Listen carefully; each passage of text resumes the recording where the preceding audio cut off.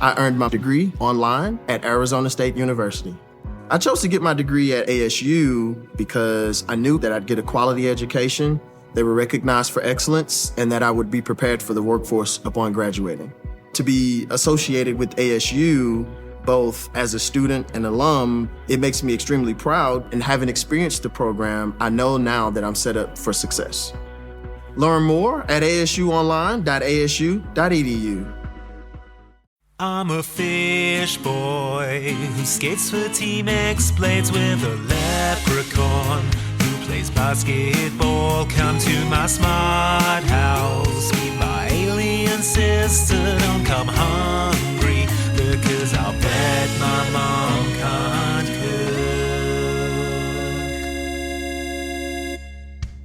Hello and welcome to Mom Can't Cook, a decom podcast. I am one of your hosts, Luke Westaway. And I'm the other host, Andy Farrington. Luke, I think we're in big trouble here. What? Why? I've just had an official letter through from the Podcasting Boys Club of America. Oh no! I know. That's what we are, podcasting boys. I know, the official governing body. Apparently, our podcast isn't official. No, why because not? we don't have a podcast mother. We don't have a podcast mother? Oh no. No, all the big podcasts have them. You'll hear Mayo's mother's shrill laugh whenever Kermode says anything. I'm sure you've heard it in the episode. Yeah. Yes, I have. I thought that was sort of microphone interference or something. Look, I know what we can do. My big brother Tyrone. I'll go and ask him if he'll be our den mother. Okay, no, he punched me hard on the arm. Oh. And then he wheeled off on his BMXer. Okay, all right. Well, don't worry. Maybe I can be the podcast mother. Oh, in a sort of Mrs Doubtfire situation. Well, I mean, I would lean heavily on the sort of in that, yeah. but yes. Oh, wait. Sort of Mrs Doubtfire. Quick, get ready, here they come. Hello, my name is Jeffrey Podcasts, and I am here from the Podcasting Club of America. Hello, I'm Mrs Microphone, you scum! Very, hello, so very confrontational. So you're the podcast mother here. I'm the podcast mother. I'm Mrs Farrant. I'm Andy's podcast mother. I see. And Luke is also part of my troupe. Yes. Aren't you, Luke? Hang on, let me just go behind. We'll see where he's got to. Oh, she's gone behind some sort of screen here. I can see a wig just flew over the top and sort of big sheet. And hello, young man. It's me, Luke. Hey, has anyone seen podcast mother? Oh, she was just here. You just missed her. She just ran behind that screen. I'm sure if you went back there, you could see her. Where's she got to? I'll be right back anyway. Nice to meet you. I'm Luke. Podcast mother. Yes. Are you there? Yes. I think the nice man from the podcast inspector wants to. Yes. Hello, dearie. Yes, let me just adjust my breasts. Right. Yes, I see what's going on here. You're doing a sort of Mrs Doubtfire thing. Well, I don't really want any part of this, so I suppose I'll just leave you to it. Seem to have everything under control here. You're not going to notice that this time, as is obligatory, I've come back with one costume piece humorously absent. Yes, I mean, that's fine. You're not going to say, where did your breast go? I have a lot of other podcasts to visit today. So. Ask where my breast has gone. No, I don't think I shall. Anyway, have a good rest of your day. I'm off now. Bye. Come back. The answer's funny. Oh, he's gone. Okay, well, I think we passed inspection there. Yeah, I think we're good for another 6 months at least. Yeah. So why don't we kick off by talking about this week's Disney Channel original movie, which is 2010's Den Brother. Den Brother. The title Den Brother is so horrible and feels so wrong. Honestly, I can only say it in that cadence, Den Brother. Den Brother. Yeah, Den Brother. But yeah, you end up putting the emphasis on the Den Brother. It's so wrong that, honest to goodness, before we started recording, and I had to name the recording on my computer, I typed Den Mother twice by accident.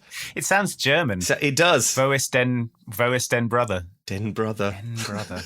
Any top line notes about this one, Andy? I'm going to say I didn't hate it, but I'm willing for that to have changed by the time we finish this podcast. Oh, as it so often does. I think it's got a spectacularly unlikable main character. Oh, he's such an asshole, yeah. But I think it is fully rescued by some extremely strong child performances. Mm-hmm. I got a few genuine lols from this, which all came as a result of the interplay between the characters of Emily and Rachel. Okay. Who were two of the bumblebees. Yeah, I think made me laugh. It's generally a nice plot. I would have thought by because this is 2010. I'd have thought by 2010 we were past the sort of a boy doing girl things movie kind of stuff, but apparently not. Yeah. Apparently that was still going. Yeah, the main character is still astonishingly brave and deserves multiple standing ovations, which he does receive. Yeah, the last 10 minutes of this film is basically everyone chanting his name non-stop. For 10 minutes. Yeah. While he does something even slightly gender non-conforming. He's so astonishingly brave, you won't even believe it, folks. Yeah. All right, let's hear the trailer and then we can get into it. Alex thought the whole world revolved around him. Whether he was playing hockey. I played great. Asking out Matisse, the cutest girl. I am a highly pursued date. Or dealing with his little sister. Give it, Alex! Alex! I have to pick up Emily from her bumblebee meeting. This is going towards my car, right? I would consider buying you a car if your attitude improved. I'm looking for change here. I do push-ups every day. Now, his sister needs his help. The meeting is canceled. Alex is going to stay with you. What? And his life will never be the same. We still don't have a den mom. No den mother, no truth. Let's say that I'm your den brother. The newest Disney Channel original movie invites you to hit the ice. Sell some cookies. This operation separates the babies from the bumblebees. I don't see a den mother. Well, maybe that's because our den mother, Mrs Zamboni, is at home. And see what it takes. Is there any chance this will actually work? Mrs Zamboni? Mrs. Zamboni? Mrs Zamboni, what are you doing here? To be the ultimate brother. You have a date with Matisse. We know a lot about girls. No. This troupe is getting some muscle. Hutch Dano and G. Hanelius star in Den Brother. I'm glad you're here to take me to the meetings. A Disney Channel original movie coming this summer. One more note about this film, Luke. It was directed by Mark L. Taylor, who you'll remember as being the asshole dad from Eddie's $1 Million Cook-Off. No way! So, yeah, according to IMDb, this is the only film he directed. So, well, once you've achieved everything you set out to. Yeah, he was like, tick that off. The perfect film. Done it. Direct the perfect film is written on a whiteboard on his office. Yeah. He does a big tick next to it. Goes back to playing asshole dads. He was in High School Musical 2 as well. He was the country club manager. That's right. That's right. I think that is a really fascinating find because this movie features an interesting dad character who is sort of written as a good dad, but doesn't do any of the things that a good dad might. Yeah, he's a sort of he's like an optical illusion. If you look at him in one angle, he's a good dad, and if you look at him in another angle, he's a candlestick. Yeah, exactly. It's impossible to tell. To perceive both at the same time. Yeah. If you turn him upside down, he's a duck. Okay. So the most famous person from this film is the actor who plays Matisse. That's Kelsey Asbill. She has a big role in Yellowstone and Fargo season 4, so she is a sort of a current force in the TV scene. Are you telling me that Hutch Dano and Hanelius' careers have stalled? Genevieve Hanelius, who plays Emily. I mean, I can't believe. I mean, if you're called Genevieve Hanelius, how is that not a rocket ride to the moon of superstardom? Well, she's only been Genevieve Hanelius recently because she was G. Hanelius before that. So she's been, maybe this is her last-ditch attempt to harness the power of Genevieve Hanelius. G. Hanelius is so good. It reads on screen like it's going to be the name of an evil ape who's taken control of a volcano lab. Sounds like a Resident Evil virus. I've unleashed the G. Hanelius virus. There will be no survivors. Yes, named for the CEO, G. Hanelius, who wished to live forever with volcano ape DNA. It's as good to say as Den Brother is bad to say. So it's bad to say. It makes up for that. Yeah. Okay, we open on Lemon Oaks Ice Arena. So this is, I guess, the town of Lemon Oaks. Doesn't Lemon Oaks Ice Arena sound delicious? It sounds really good. It made me immediately think of the Shelbyville Simpsons episode where they got the lemon tree It made me think of a big, delicious tart lemon slushy, and it's kind of distracting me for the first 10 minutes of this film. Lovely. But no, it's an ice hockey arena. Yep. And home of the Ice Hounds, who are an ice hockey team. So the team is playing, the Icehounds are playing, but they're not doing very well. The commentator, who names himself Hans Meckenlooper. The note I've got in my notes is the announcer introduces himself as Hans Meckenlooper, and straight away I'm like, oh no, it's one of these decoms. That's bad that we can tell basically the entire trajectory of the decom from the first person. From one character's name. Yeah. So Hans on the microphone is condemning the Icehounds. They're letting in penalties. They're making sloppy mistakes. Why is superstar player Alex sitting on the bench? Yeah.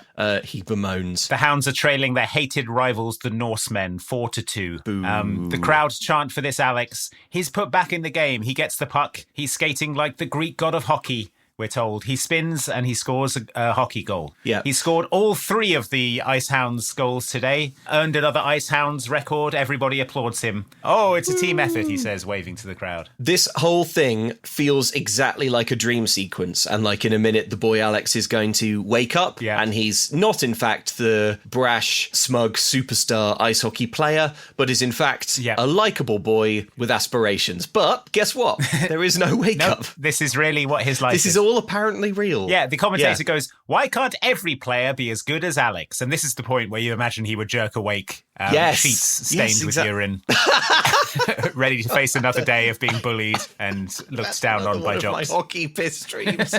Yeah.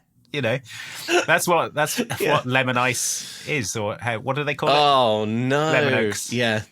So back in the huddle, the coach says, "We don't deserve you, Alex," and it's kind of like that. It's wild. They go back out onto the ice, and Alex and his teammate Gustavo, aka Goose. They fight over the puck, and because of their inability to work as a team, they lose the puck to the Norsemen, who score, putting the game 5-3. It's beyond the Icehounds now, and they lose. Yeah. Another crushing defeat from our Hounds, says the commentator, but stunning play from sweet Alex. Is the commentator in love with Alex? I think we have to assume the commentator is romantically in love with Alex. Yeah. The commentator's like, the Greek god of skating could do no less.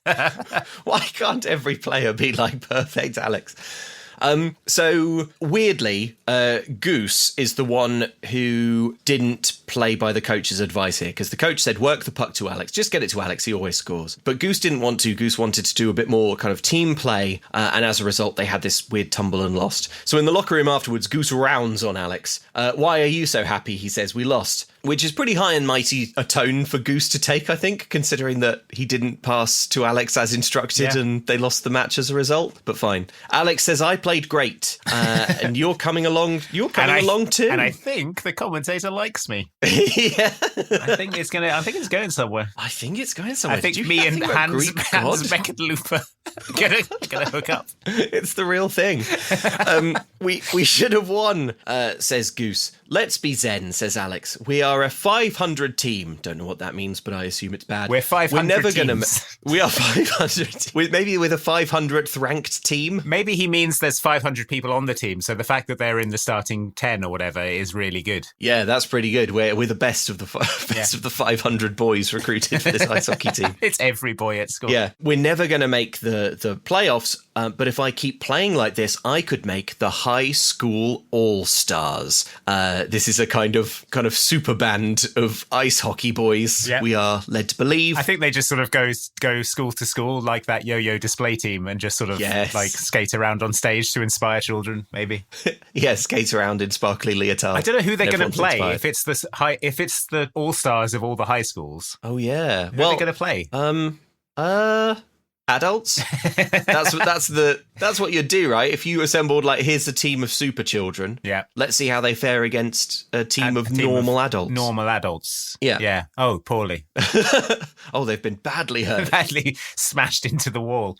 Well, there's always next year. So Goose is like, okay, that's nice for you, but maybe think about the Icehounds. And he says, I am. Think of how much notoriety it'd bring the team if great high school all-star boy Alex is on it. Yeah, you can all bask in my reflected glory. And then instead of going, shut up, Goose is like, oh, all right, come to my house. And Alex is like, I'm afraid I cannot. Yeah. I must take care of my sister. Yeah. He wants to go over and play video games, but then Goose reminds him that he's supposed to look after his little sister. And Alex says, she's been fed and watered recently. She'll be fine. I can come over for one level. And my note is 1 level, 2010, shaking my head. Well, it depends on the game, doesn't it? Come over for 1 level. Well, like, there were games with 1 level in 2010. Like, maybe he's going over for Trials or something. Yeah. But you would be playing for literally 90 seconds. Like, imagine going over to someone's house to play 1 level of Super Mario. Yeah, but also, like, well, I mean, he could go over and play... What else came out in 2010? Fallout New Vegas. I'm going to play 1 level of Fallout New Vegas, and it's a 14-hour quest line. I'm going to play 1 level of the original Alan Wake. Yes, just 1 level. Yeah, it's like a 45-minute chapter with the cutscenes. Yeah. Anyway, it doesn't wash with Goose, who reminds Alex of his brotherly responsibilities, even though Alex doesn't seem to care. As he cycles home, we see him ride his bike gleefully over an elderly woman's flowers. Yeah. And this is our likeable main character. Yeah, the elderly woman is Mrs. Jacklitz. She notices that he's run over her flowers, and he says, "Oh, Mrs. Jacklitz, you're looking spry." And then he looks at the flowers that he's destroyed, and then looks at her, and then says nothing, and then cycles away. He bikes away. Silently cycles off. Yeah. Yeah. At home, Dad is teaching a little girl how to do maths, and he's not doing a very good job. And this is all I need to know that this mom is dead. She died. For God's sake. She died! And she now died. The children go unmathed. She's leaving her dad, who's like, I don't know how to do pigtails, and I can't teach math. I made dinner. It's a watermelon with a candle stuck in it. I don't know what to do. My life's falling apart. Yeah. My trousers are creased. All my underwear is dirty. It's like, so bad. How many cigars are the children allowed to smoke? Can I take them to the Madison Avenue office today? They'll roam freely through the copier halls. Now you just sit quietly in the typing pool while I drink whiskey and bang my secretary. So Alex gets home. Dad's like, "You're late." God. Yeah. And he says, "But look, Ingrid is here." And they sort of God. abandoned this gag about a third of the way into the film. But the family has a housekeeper named Ingrid, who is a sort of impossibly old woman who appears to be in some kind of trance. I don't know if you've seen Weapons, but... I haven't. Okay. I haven't. So I've probably got all the wrong references for Ingrid's. Right. Okay, yeah, but she's extremely frail. She's kind of shuffling around, kind of shambling is the word I would use. Yeah. She's holding a duster and she's dusting and choking at the same time. She's like choking and dusting, and she sort of jerkily moves around the place like she's possessed or a reanimated corpse or something. She honestly strikes me as like a Dark Souls NPC or something. Yes. Or like an NPC from the Round Table Hold. Like in if you Elden talk Ring. to her, she'd be like, "Lot of animals out there." Yeah. Watch yourself, or you might end up like Ingrid. The blood. Yeah. She's just a sort of what's the line? She's on a slow and possibly endless descent into ruin. Like Alex should have to fight Ingrid at the end of this movie. Yeah, some sort of like thing will burst out of her skeleton, and it'll be like wearing her like a flesh jacket as you fight her. But the thing is, the film she drinks the Sumerian fluid. Ingrid sort of vanishes about maybe halfway through the film and is never mentioned again. So I assume she dies off screen or something. Yeah, she's finally allowed to die. Yeah, she is granted death and is free at last. But yeah, for now, she's held in some kind of magic trance by Sorcerer Dad, I think. He holds her soul in a crystal. Yeah. So that's going on. So Alex is like, "Why do you need me? We have Ingrid here to look after Emily." And Dad says, "For a variety of reasons, I want you here watching Emily." Number one, your soul isn't in a crystal. Yeah. Thinking how long it's been since Ingrid feasted. Yeah. The old blood calls to me. I had a game, by the way, Dad, says Alex sullenly. Dad says that he is well aware there was a game and he would do absolutely anything to be there, except he's teaching... Go. Except go. The problem is that he's teaching so many courses this semester. Dad is a professor of some kind. We know this because he's got one of those jackets with like patches on the elbows. Mm-hmm. Can you make it to one game or at least try? Alex protests, and Dad does a big sigh. He says yes, he will try. And then, and I can't believe this, he grabs a brown lunch bag with Dad Sharpied on it, which tells us that Emily, who's about 6, packs his lunches. Well, okay. Sake, Dad! Do it the night before! I created a headcanon at this point, which is that Dad... Okay. He's some sort of science teacher, I think. Okay. And I think what he's doing, he's not doing extra lectures, he's engaged in a battle of science versus the supernatural in an attempt to reanimate his dead wife. And that's what he's doing whenever he leaves the house. And I think the film makes a lot more sense if you imagine that that's going on. It does, and maybe this brown bag contains not lunch, but like one of his organs or something, like for some sort of transfusion. Yeah, or it's like dead animated diaspora, or it's an acronym or something. It's full of definitely organic material that he's going to put into his wife's corpse to try and reanimate her. Oh, or maybe it was written by a child, but not his child, like one of his little sparrows who sort of roam the city harvesting their own fathers. Yeah, for organs, harvesting. Harvesting exactly. mum parts. It's a big from bag. Their mums. It's a big bag of Dad's spinal fluid. Yeah. So he's he asks him to make it to a game, and Dad's like, whatever. Webs. And then he says, this chore of looking after my sister is going towards my car, says Alex. So he's working towards getting his own car through chores, we learn. Yeah. Dad doesn't respond, but says, look, Alex, tomorrow don't forget to pick up Emily from her Bumblebee meeting at 4 p.m. Mm-hmm. And with that, Dad is off. Yep. Ingrid shuffles around with a sort of rotating duster, thinking about the old blood. Yeah. Alex and Emily go and sit down in the lounge. It seems they do seem to genuinely like each other. Yeah, she lovingly swings her legs up onto him. She wants to watch her TV show Bunny Friends Forever, which is a sort of twee cartoon. It appears to be a static JPEG of a rabbit that sort of keyframes around the screen. Yeah, brilliant. Yeah. I mean, that's basically Coco Melon. Yeah, fair enough. Alex is like, no way, we're watching extreme sports. And then he puts on some motocross. Yeah. They fight over the remote, and Alex likably holds it up where she can't reach and says, I control the plasma, I am getting my way. Yeah, but then Emily sort of makes her bottom lip tremble, sadly. Yeah, she does the Puss in Boots from Shrek and face. we can see that Alex relents. So he does have some fondness for his sister, even though he hates her and is the worst. Yeah, and as they watch TV, Ingrid sort of shuffles all the way across frame in the background. It is weird that they just stop Ingrid being a thing. They really the frequency with which she's in this bit, you'd think she's not going anywhere. She doesn't even come back in the final scene. Nope. Ingrid vanishes from this movie. I assume because someone killed her, like in Dark Souls, but then you're unable to buy all of the items that she sells, so you kind of lock yourself out of some endgame content. Yeah, you've got to take Ingrid's soul to the transposition dish or something. You need Ingrid's bell bearing, otherwise you're in real trouble. Okay, so we skip straight to the Bumblebee pickup the next day. It is at some kind of community centre or possibly at the school, and there is a group of 6 little girls. They are wearing kind of legally distinct Girl Scout uniforms, but they're kind of bee-themed. Yeah. Kind of red and black. Yellow and black. Oh, sorry. Red and black would be it. That's Dennis the Menace. Yeah. Yeah, they're all dressed up kind of like bumblebees, and they are very adorable, but they are in the middle of receiving some brutal news from their troop leader, Mrs M.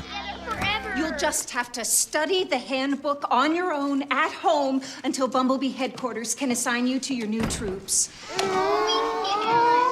Whoa. What's up, Mrs. M? They're shutting us down. Troop 57 is crashing down all around us, even as we speak. Izzy's dad was lucky enough to get a new job in Chicago, and we're leaving right away. I've talked to all the other moms, and they can't do it. No one seems to be able to take over. Not happening. Guys, I can't believe we've been together forever. But you are still Bumblebees. You're just going to be split up and slipped into existing troops. Doesn't that sound great? But me and Abigail and Ursula and Tina, we formed a troop because we're all best friends. What about me?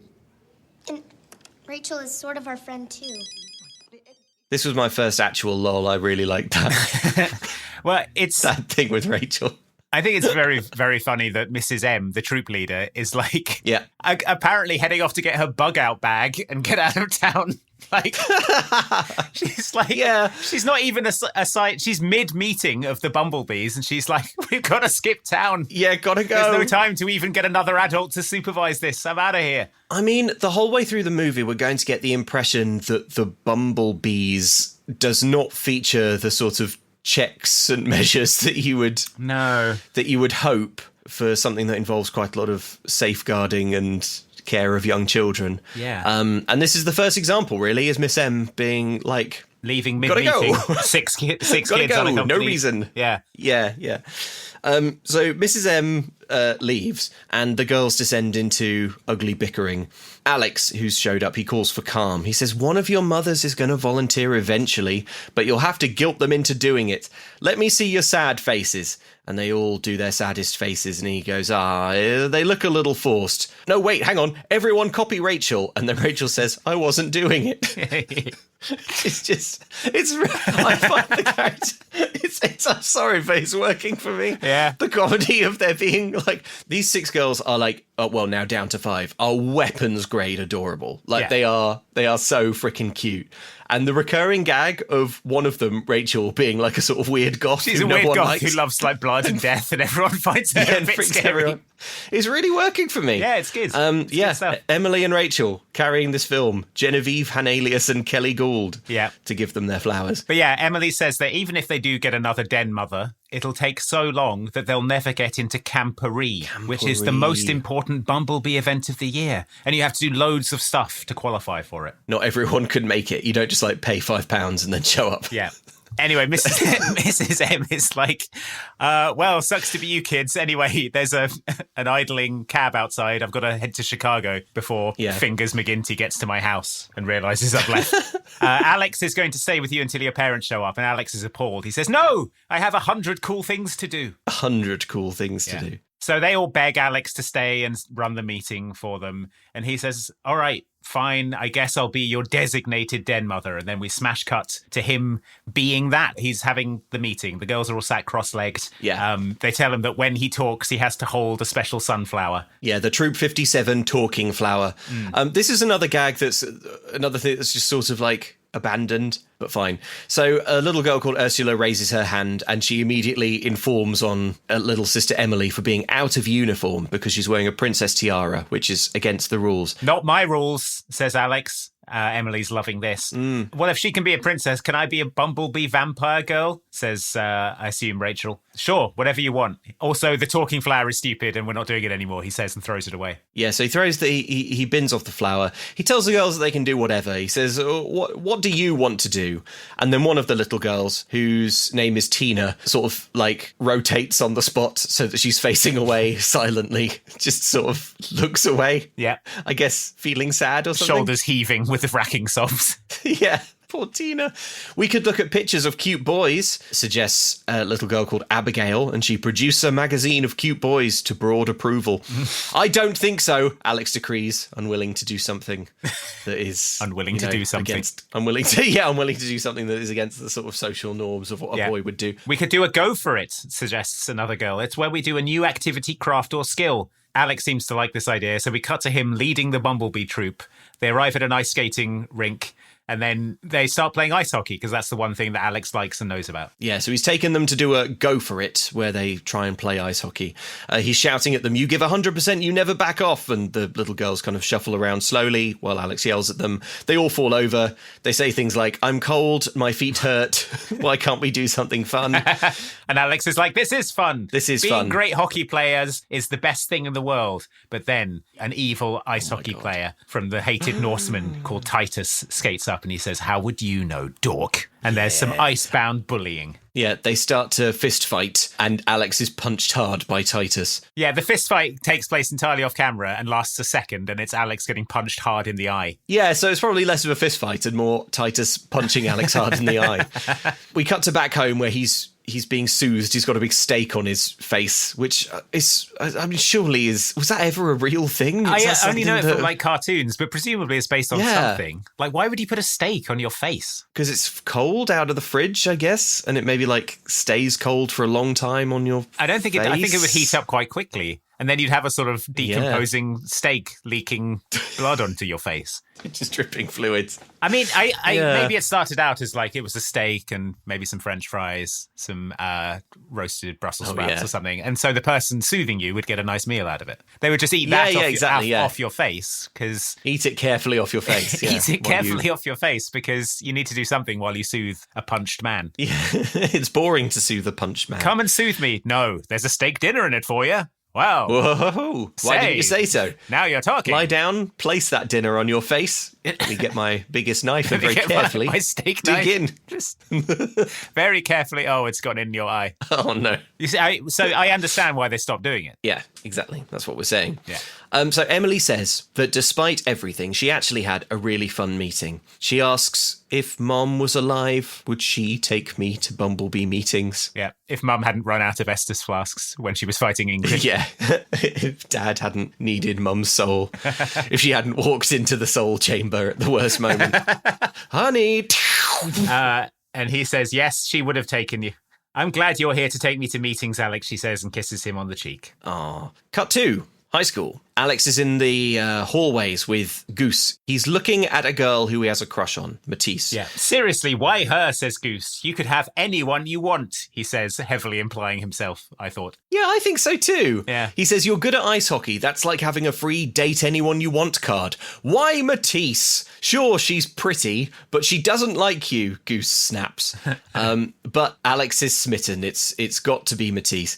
So he wanders over to make a move, but Matisse was not impressed by the way that he never gave Goose a chance on the ice. Yeah. And also hurt Goose badly.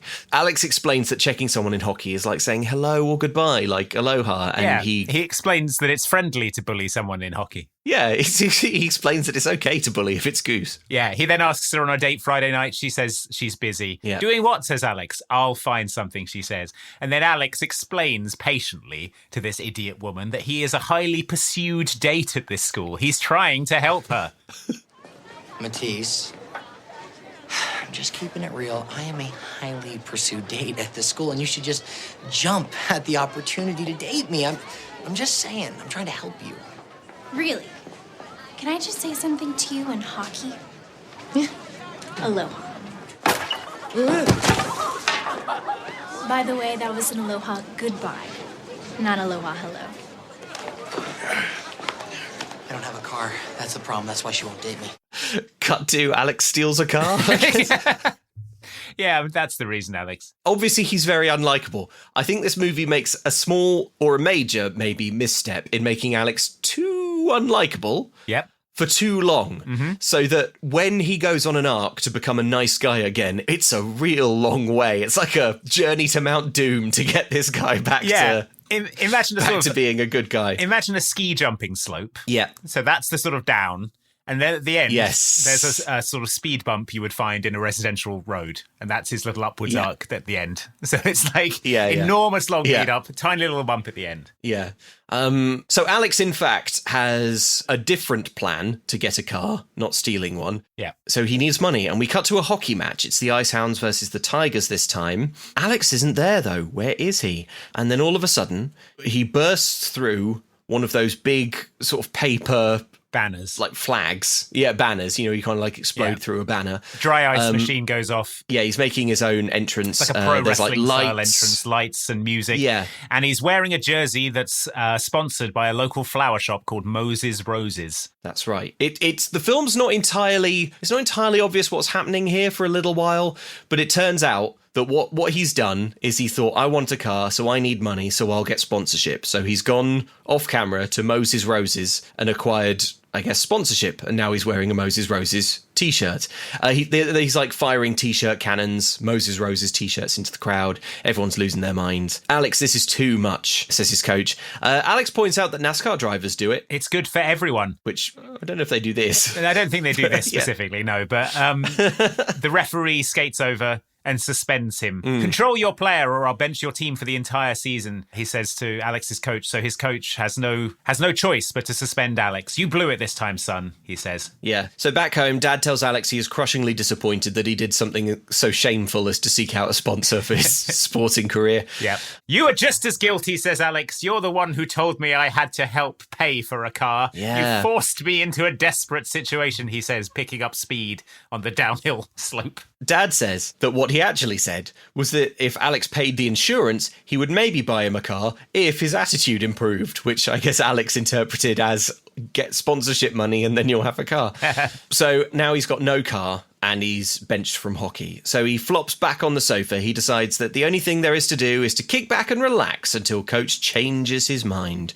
But Dad is pissed. He says that his whole laissez-faire parenting style stops right now. Yeah. And that Alex is going to go to work. But I could be put back on the team any second, he claims. Well, you'll work here. The yard needs trimming. Various household tasks need taken care of. You need to take responsibility, and then maybe we'll talk of the car. Alex is furious at this. It's at this point... Okay, now I can see why Ingrid stops being a thing, because they have this elderly and frail housekeeper, but it's going to make increasingly less sense, because a lot of this movie is about doing chores around the house and, like, fixing up the house. Yeah. Because, of course, Mom is dead, so who else would do it? Yeah. But, like, they've introduced the character of a housekeeper whose job, presumably, is to upkeep the house. Yeah.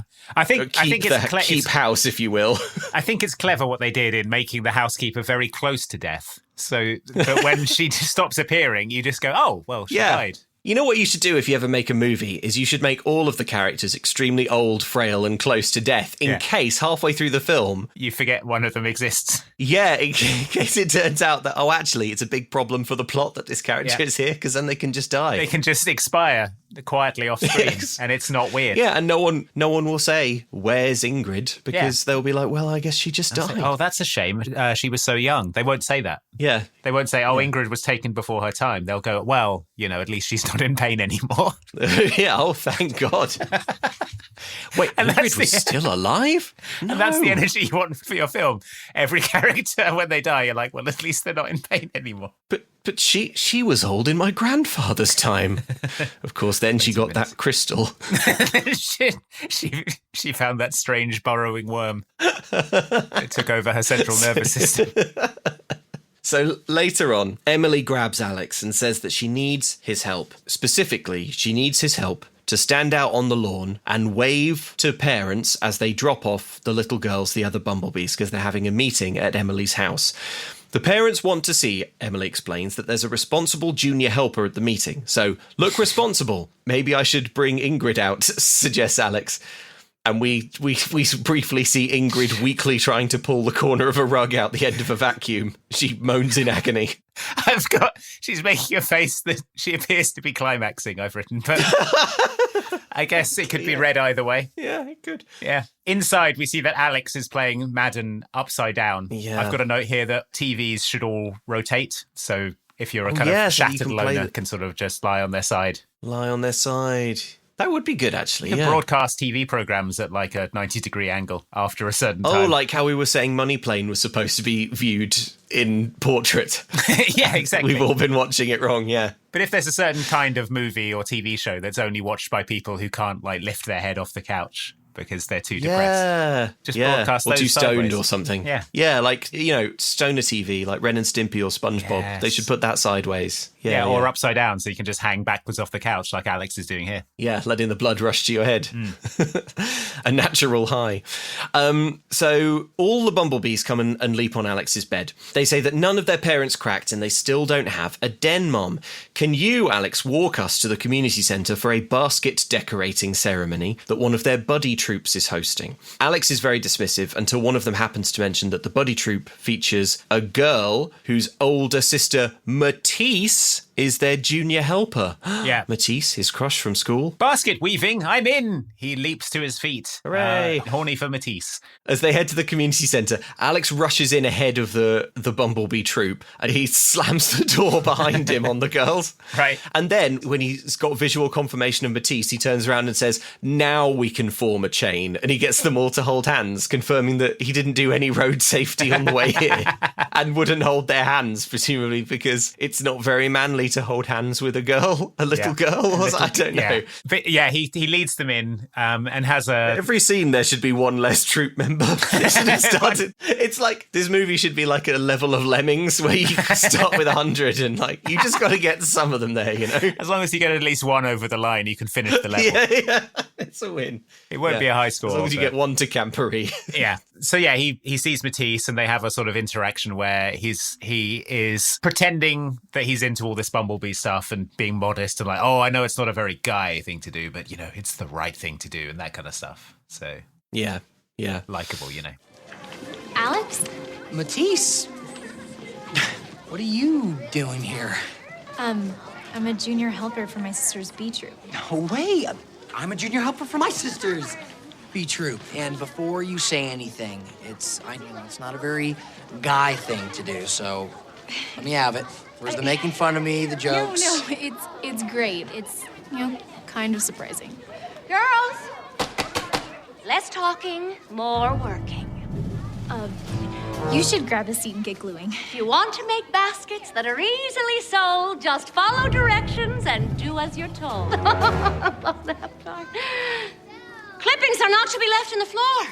They are to be placed in the middle of the table for easy recycling later.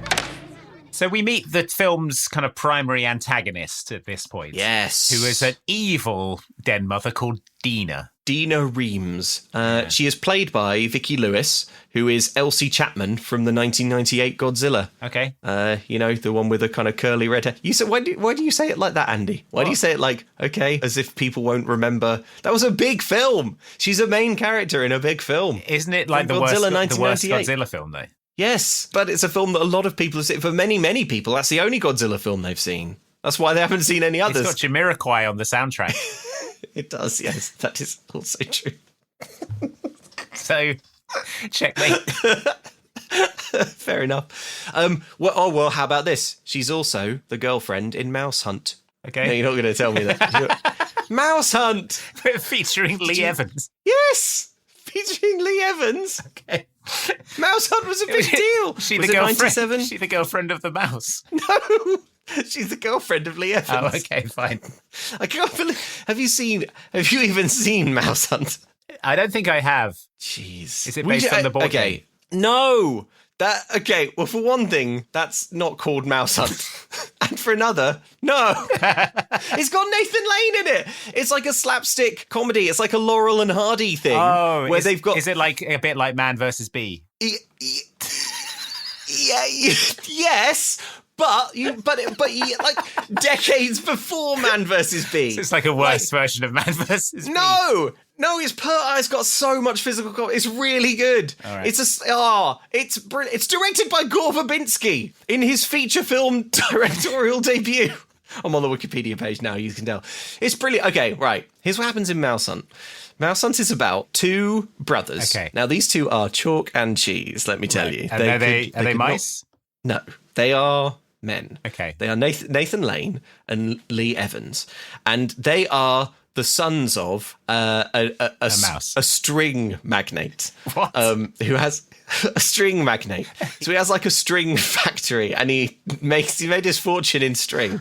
Okay. And when he dies, the only thing he has to leave his sons is a dilapidated Victorian mansion. It's like a creepy, big, on the hill, creepy mansion. You would love it. Okay. It's full of like traps and false floors and stuff like that. Like the board game. So the brothers decide to fix up the house to sell it by doing so they'll make their fortune. But there's one problem. There's a mouse in the house. And they can't sell the house if it's got mice. So they have to kill the mouse. But in trying to kill the mouse, in an escalating series of slapstick happenings, sure, they basically end up destroying the whole house. So it's one mouse? It's one mouse, yeah. But it's like a kind of super mouse. It's like a comical super mouse. Like Stuart Little. It's very much implied that the mouse is the spirit of their dead father. What? And at the end, he hates his children. Oh no, he's actually doing it to bring them together. And then, so at the end, through all of this, they fall out and they can't stand each other. But by the end, they actually end up, they sort of bond over their shared hatred of the mouse, and they end up becoming much closer. Even though one of them is like mercenary and just wants money, and the other one, Lee Evans, is much more sentimental and wants to honour their father. And at the end, the chase leads them to the old string factory, and the mouse puts some cheese in the machine and invents cheese strings. And then No. That's not what cheese. It's not literal string and cheese. It's cheese put in a string machine. The stringing machine. No. There's a bit at the end where Lee Evans picks up what comes out the end of the machine and goes, It's string. And then Nathan Lane goes, it's cheese. And they realise that it's both. And then, oh my God. It's okay. I know how this sounds saying it out loud, but I remember it being extremely fun and good. It's got Christopher Walken in it as a it's got Christopher Walken in it as a pest controller, like an insane exterminator who's like eating all the mouse poo and stuff. Like John Goodman in Arachnophobia. Yes. I noticed we've talked probably more about Mouse Hunt than we have about Den Brother on this Den Brother podcast. Definitely with a lot more passion. Okay, so she plays the girlfriend of a mouse in a movie, is what you're saying. Look, I reckon about 45% of the listenership right now are on their feet with me as they listen to this. Yeah. Because they're the ones who saw Mouse Hunt. They've jumped out of their chairs. They're helicoptering their T-shirts at the mention of Mouse Hunt. The mention of Mouse Hunt. Yeah, Mouse Hunt's freaking good, I think. Right. Okay, I'll watch Mouse Hunt. No, you won't. You haven't even watched Boardwalk Empire. Yeah, I have. which sorry, that was it. I've watched all of it. Sorry. That doesn't... For context, listener... Away from the podcast, I've been trying to persuade Andy to watch Boardwalk Empire, and we had a deal where I would watch Justified if he watched Boardwalk Empire, and I've just finished season 4 of Justified, and Andy hasn't started Boardwalk Empire. I've watched all of it. You haven't. And ask me any question about Boardwalk Empire. Okay, what's the main character's name? I know this. It's Ben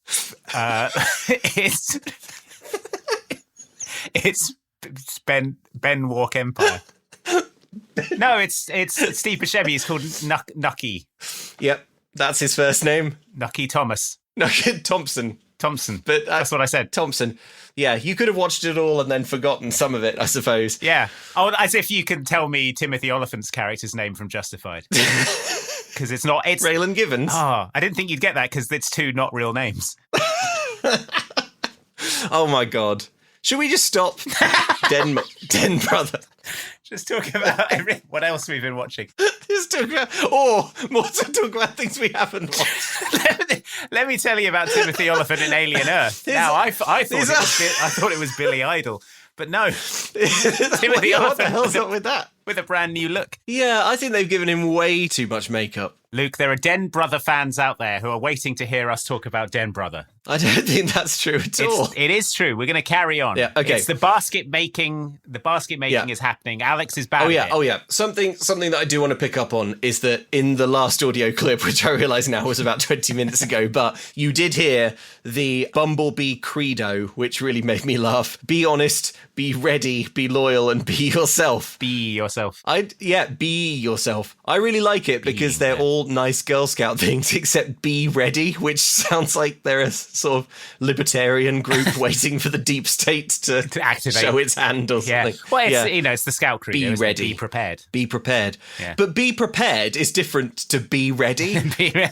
Be prepared makes me think like, oh, well, be ready for anything. Have your Swiss Army knife and stuff. Whereas be ready definitely implies that there is a singular thing that they have been told to prep for. Yeah, the New World Order. Yeah, the New World Order. When the royal family turn into lizards. When they pull off their latex masks and start feeding with their lizard mouths, Just be ready. So Alex is trying to impress Matisse. So he's like, damn, my basket that I wove is bad. Yeah. So he phones up his sponsor, Moses Roses, and he asks them to send over a basket. They do this, but it doesn't arrive yet.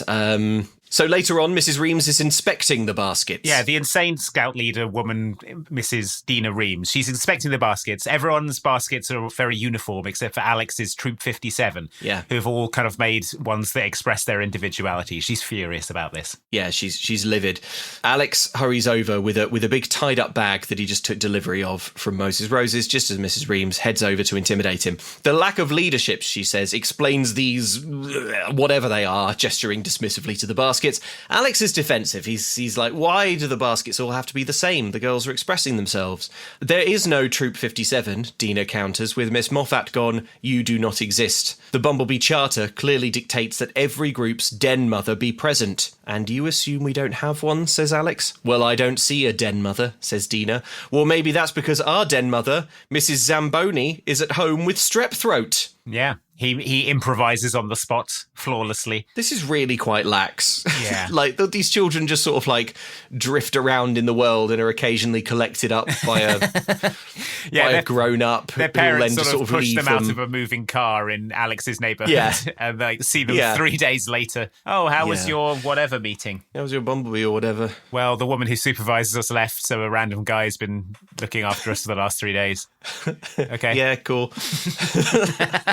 So Matisse hurries over, shocked by this argument. This isn't an ice rink, she tells Alex. You have to be more Bumblebee. Have some Bumblebee pride. Is this Bumblebee enough for you? He says, producing the huge cellophane bag of baskets that were delivered by Moses Roses. Yeah, producing a commercially made basket that looks nothing like the others and is made of materials that aren't available to them. And then for some reason, Matisse goes, oh, wow, Alex, it's beautiful. I don't know what to say, says Matisse. I'm really impressed. Yeah. I'll put these with the finished baskets. Yeah. This is insane.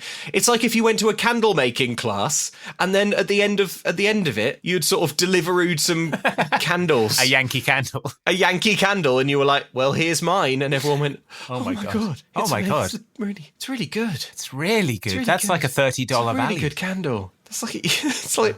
Well, yeah, but aren't you here to... Isn't the point of the exercise to make your own... But never mind. Fine.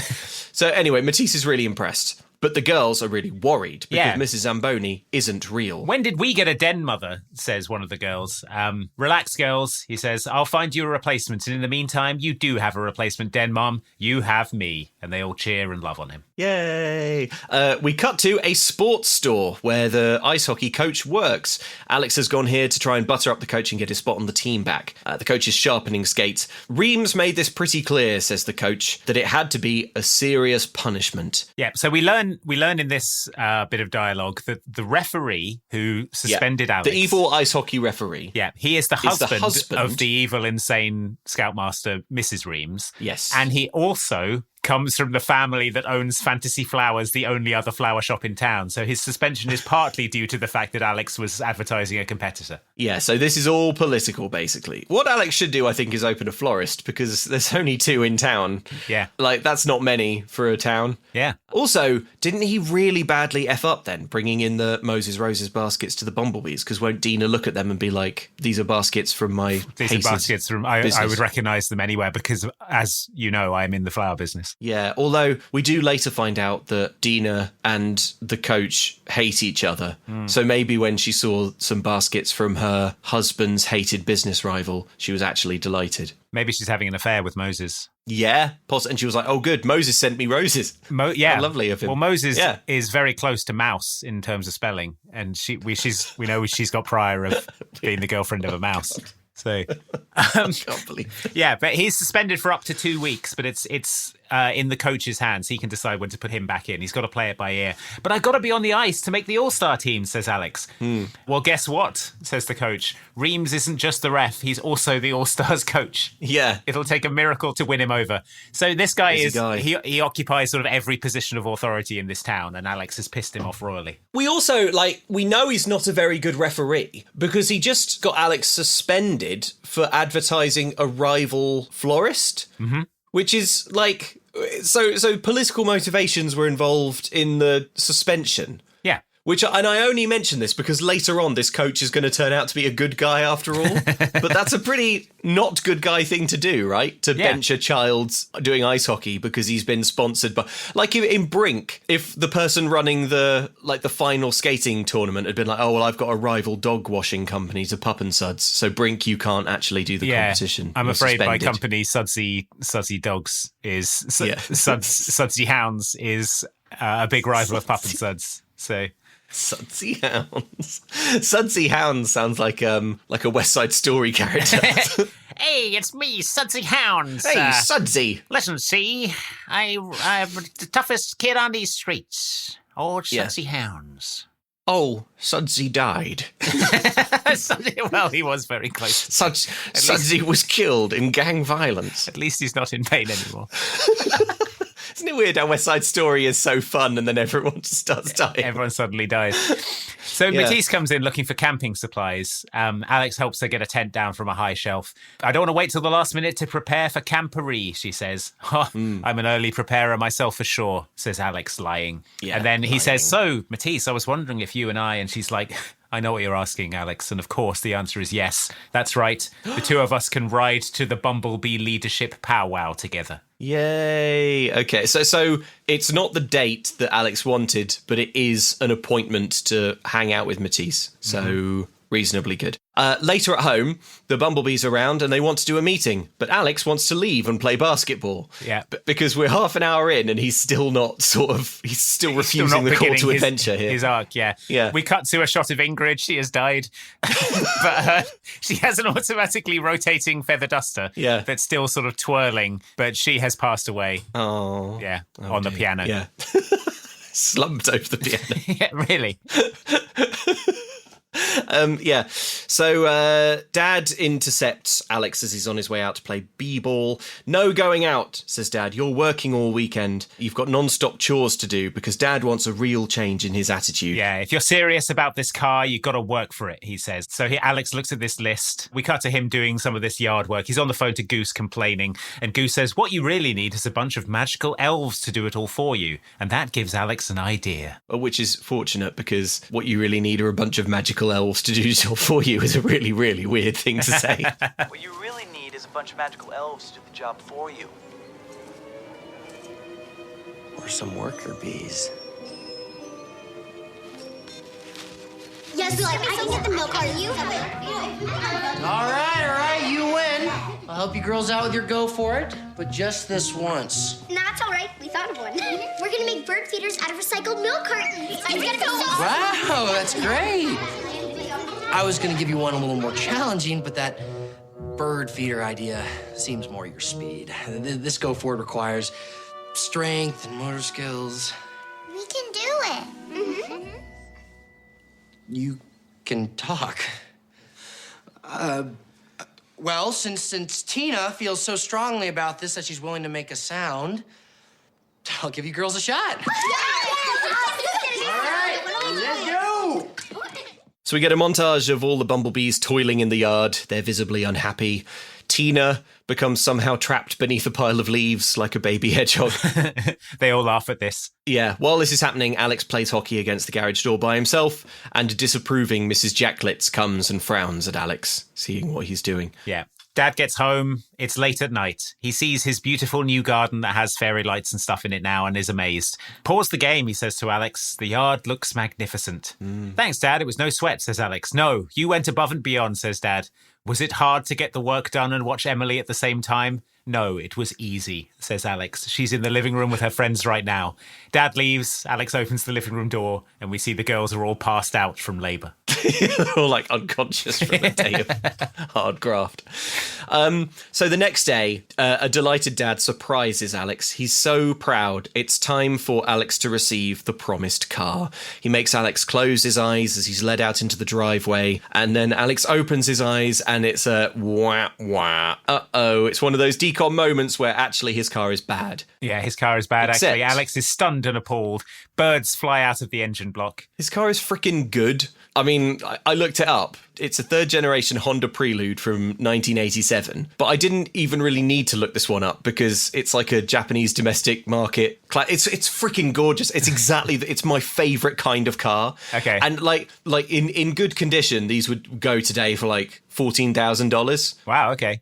Well, this one isn't in good condition. It does have a bird's nest in the engine. It does, yeah. It's full of live pigeons. It's not like he's going to be Initial D drifting around the neighbourhood in this. But... No, he could sort of Initial D sit in it and pretend. The rest of the engine's in the trunk, says Dad. Yeah. The best way for a young man to learn about cars is to build one. I really wish someone would give me a beaten up 1987 Honda Prelude and say your job is to fix it. You can buy one. Yeah, but I have other responsibilities. What I'm really yearning for is just like a clear run at something, anything. You know, anything. Yeah, fair.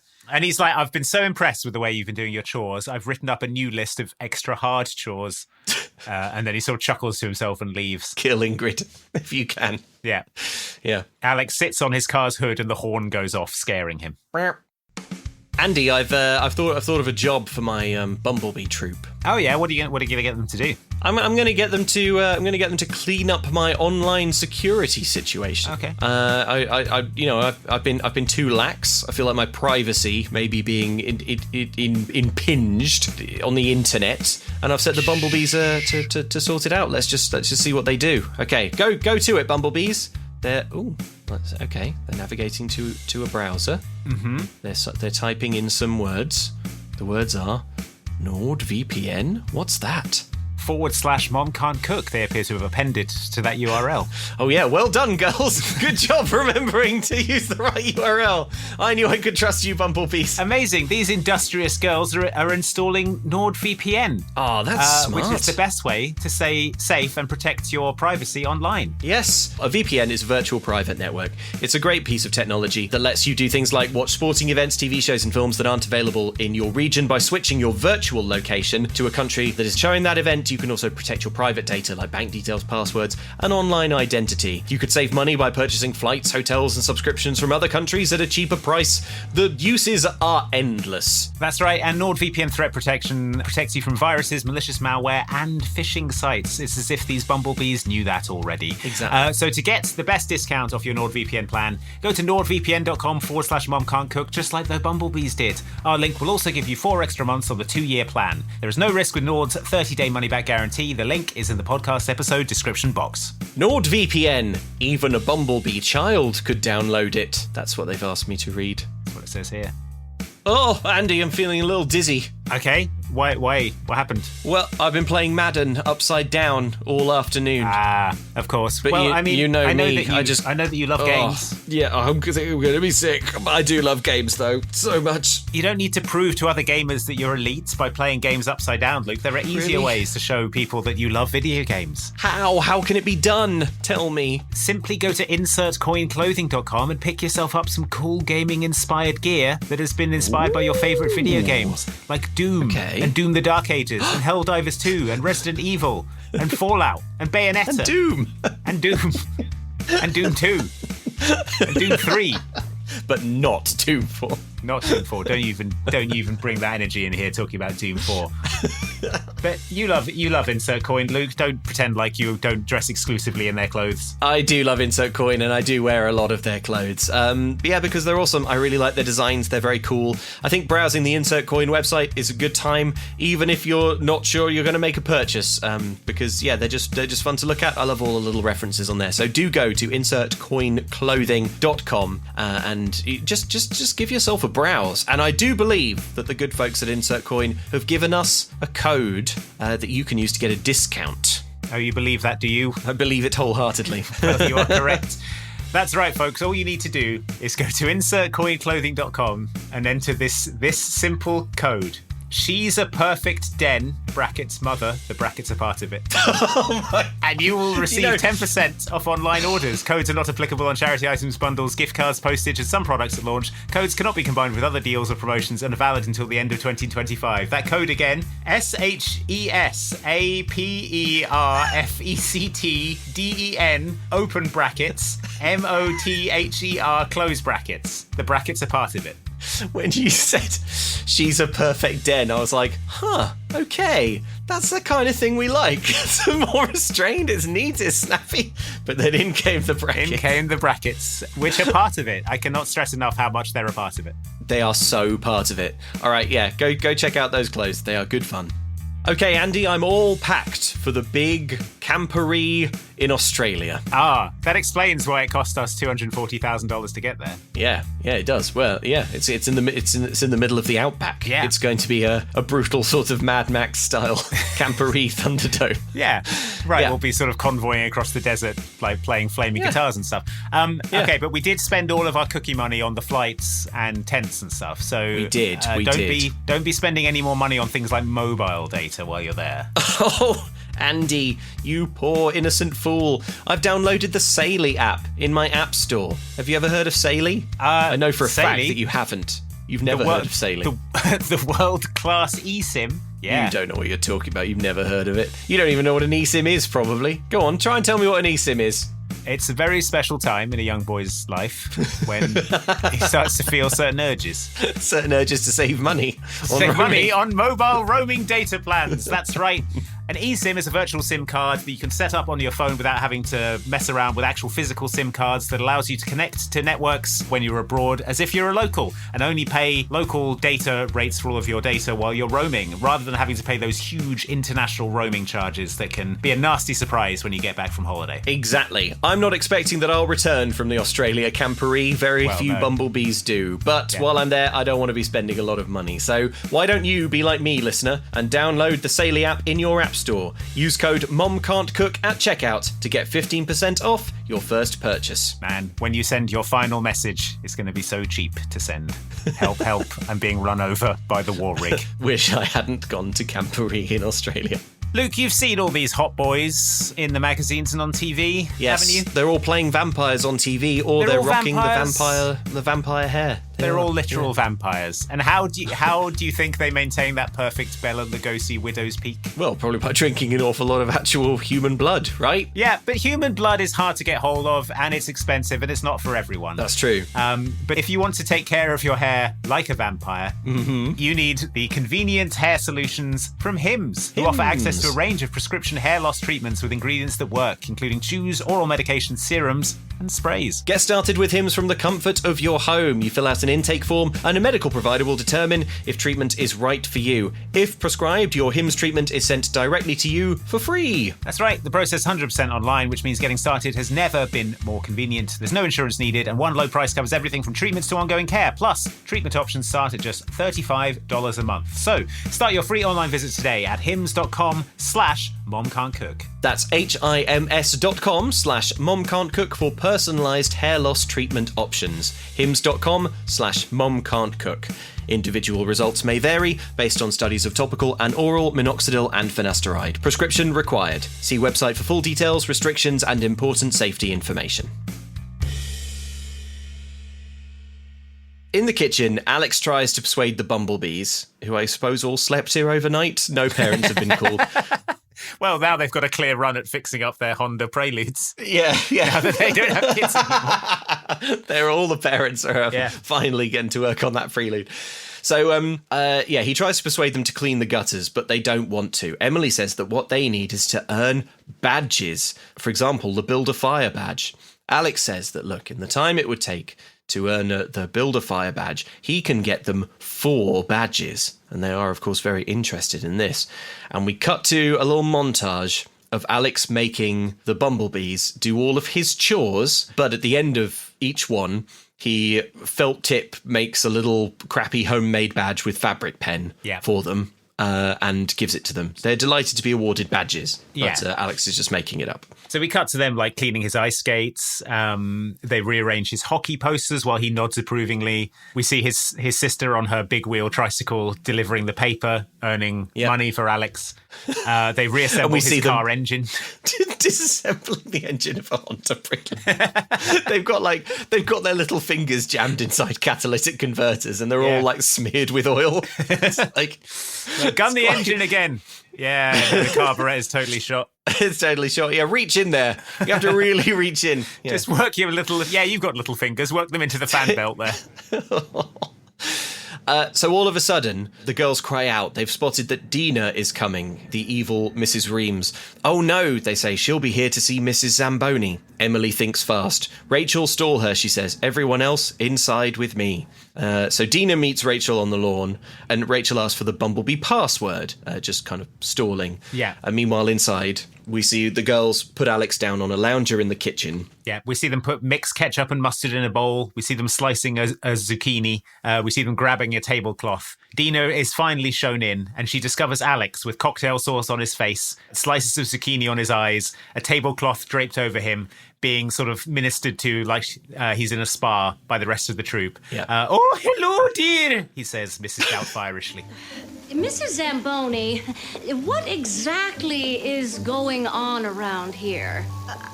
Well, we're having a home spa. Go for it. Is that salad dressing? Yes, it is. It's great for my complexion. I have terribly dry skin. Would you like to try some? It's supposed to work wonders on reptilian skin. Mrs. Zamboni, with all due respect, I don't think this is the kind of skill we should be teaching. I agree, but the children insisted. Why don't you sit down? Will you be attending the Bumblebee Leadership Powwow this Thursday? Oh, dearie, I'll try, but with this cough. No, my junior helper, bless him, will be attending to my place. So, I would say not the best voice for this character. No. Of Mrs. No, Zamboni. I He hasn't really sort of changed the pitch much. He's just sort of shrieking. It lacks commitment, and as we kind of alluded to in the intro to this podcast, it's pretty aggressive, and it's going to every subsequent time Mrs. Zamboni shows up, she's going to be more aggressive. Like it's not much of a disguise, it's not much of a subterfuge if you like yell aggressively at Dina, is it? Yeah. At Mrs. Reams, if you're like, yeah, you're horrible, I hate you, I'm really... Yeah, like if I were to sort of spray ketchup on my face and walk in and go, hello Luke, I'm a different guy! You'd probably think, well, no, you're Andy with his ketchup on his face, just shouting. Yeah, exactly. Yeah, just yelling. What's going on? Like, I mean, Andy doesn't often yell, so that is out of character. Yeah, it is out of character. So Dina wants to point out that Alex attending isn't strictly the Bumblebee rules, but then the girls start dragging her down to bind her in towels and zucchini her eyes. Yeah. So she flees instead. But before she leaves, she says, don't trust Alex Pearson. All that finished... Alex sort of wipes the mustard and mayonnaise off his face, and Emily scolds him for not telling her that he had a date with Matisse. Yeah. You guys, we only have till Thursday, she says to the rest of the girls. It's not enough time. Matisse is way out of Alex's league. Alex, you may know a lot about hockey, but we know a lot about girls. Let us help you. And then we get a little montage of them getting him ready for his date. His lip is waxed. His hair is vamped. A girl shows him a magazine. See these cute boys, she says. Yep. They either play vampires on TV or they rock the vampire hair. So he's got like kind of spiky gelled, he's got Jonas Brothers-y sort of. He's got a very slick black widow's peak, like Bela Lugosi. He turns up in full evening wearing a cape. It's got a high collar. Yeah. Good evening, Matisse. I look forward to our date. Yeah. So they tell him, talk about her, and they decide what he's going to wear. Then they notice the time. We've got to go. Alex says, no worries. There's actually no rush because Matisse is picking me up. Not anymore, they say, and they lead him downstairs out into the drive to reveal his Honda Prelude, now in sparkling, restored condition. It's in Bumblebee colours. There's a matte yellow paint job, Bumblebee black stripe down the side, and twin brown racing stripes over the top. Yeah. I don't know how these little girls have got on. Well, one of their dads sort of do the racing stripe. One of their dads owns a custom car paint shop, she says. Yeah, so. Although he probably won't own it for long, seeing as he'll do paint jobs for free for his daughter's friend's big brother.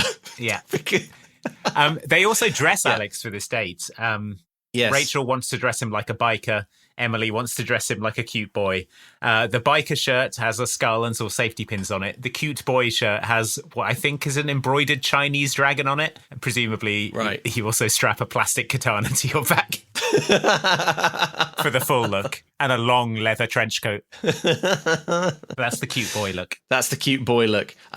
So he admires the car, which I think is probably now easily worth about $20,000. Yeah. But he's ambushed by Mrs. Jacklett. Your bumblebees did a great job on your wheels, she says. He's like, yeah, they did. It's their code or whatever, diligence and such. Integrity, fidelity, and readiness, she completes. You know, the code also applies to Den Mothers. He's like, whatever. Nice bit of trivia, Mrs. Jacklett. Anyway, I've got to go. And then he initial D drifts out of the driveway and off down the street. So he picks up Matisse. She's like, I love your new look. She's referring to his vampire hair, which is just kind of a bit Ace Ventura, I guess. It looks really crispy. Yeah. Like when you have too much gel in. She says it's cute, and it's even cuter that you let them do it. Emily sends Alex a text. Talk about her, because he couldn't hold this information in his head for long enough to drive to her house, I guess. Yeah. So he asks Matisse, were you a bumblebee? Yeah. She says, yeah, it's dorky, but I love this stuff. It's great for girls. I don't want my sister Lorna to miss out because our mum is busy. And Alex says, yeah, my mum is dead. Yeah, Matisse I don't want my wow. sister to miss out because my mum is dead, which kind of kills the conversation. Yeah. The sort of half opacity face of Walt Disney looks to the camera and says, stop working or dying women. Stop dying women. Men cannot raise children. Wear this crystal, women. It will grant you a natural long life. Simply grant me the power to transfer your soul into the crystal. Ingrid has lived for 1,000 years and had 20 children. Check your Disney Plus terms and conditions. You'll find you agree to have your soul in a crystal. Oh, damn, he's right. It's in here. Oh, no. It's in here near the bottom. Soul crystal. Paragraph 3.1. Walt's crystal. So, besides, says Alex, my life's okay. It's not like I had to join the army or anything, right? And we comically cut to the Bumblebee leaders meeting, which actually is very army-like. Yeah. All the Den mothers are stood at attention. Dina Reams has them kind of stood in a line. She's reeling off numbers of cookies sold. The only way to get a golden badge is to win Camporee, but not everyone's even going to get a chance to go to Camporee or even lose to my troop if you don't sell enough cookies. Matisse has sold 3,000, half of Dina's total. An appalling disgrace. She gestures to 3 golden bees in all of this that are kind of pinned to her uniform. Oh, is that what those are? They're winning Camporee badges. Well, yeah, she gestures at them, so I think they must be. So you get, but it's a bit weird because later they look on, like they were for like combat kills or something. Yeah. Also, she gestures to 3, and later on in the film, she's going to have 6. So I guess off camera, she won 3 Camporees in a row. Or killed 3 people. Or, yeah. So, you're never even going to have the opportunity to lose to my troop, she says, if you haven't sold enough cookies to attend. And now it's Alex's turn to report. He stalls for time. He says that he doesn't have exact cookie sales numbers on him right now, but they're going for a big push this weekend at the mall. And everyone gasps because only Troop 66, Dina's troop, is allowed to sell at the mall. That's their turf. Alex says that this territorial tradition is, quote, bogus, and then he kind of goes off on one. He says, didn't the Pilgrims come to this great nation so that King George couldn't tell them which mall they could or couldn't sell their cookies at? Exactly so. And he says that Dina's mall monopoly is un-American. Matisse joins in. Whoever wants to sell at the mall can. There should be a cookie blitz. Everyone is excited. And then Alex proposes that whichever troop sells the most cookies gets them all for the rest of the season. And everyone says, aye. The thing that's wild about this is that Alex, who is a boy child, has come to the Den Mother meeting, and he just starts kind of like ranting at the leader, calling her un-American. Yeah, talking all over the women who try to say things. Yeah, and all of these like grown-ass women who work their asses off in this youth group, like to give the kids something to do, they all start like jumping and giggling in excitement, like, cookie blitz at the mall. A man has come and stood up to Dina. None of us could. Yeah, stood up to Dina like none of us ever could.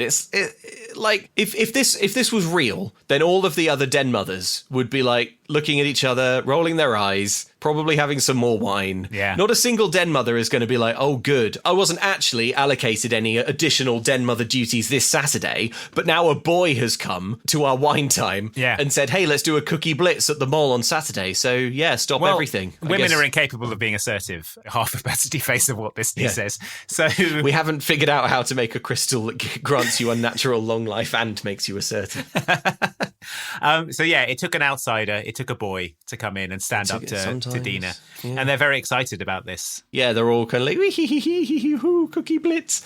So riding home, Matisse says, what you did tonight was amazing. You made a stand for all the Den moms who've been too terrified to stand up to Dina for years. Yeah. I was wrong about you. And he gets a kiss on the cheek. She kisses him on the cheek. She leaves the car. He looks smug. And then his car horn goes off. And there's no way to read this. Okay, I'm glad you There's no way to read this other than his car horn was set off by his erection. I'm sorry. There isn't. I had the exact same thing. It's like he sort of honks the horn with his boner because we're quite close up on his face and he's just been kissed and he's all blushy and stuff. And then it's like, and he's like, ah. I mean, yeah. What else are we supposed to take from this, Den Mother? I don't know. I mean, I know it sounds unlikely, doesn't it? But yeah, if you watch it, it's impossible to draw any other conclusion.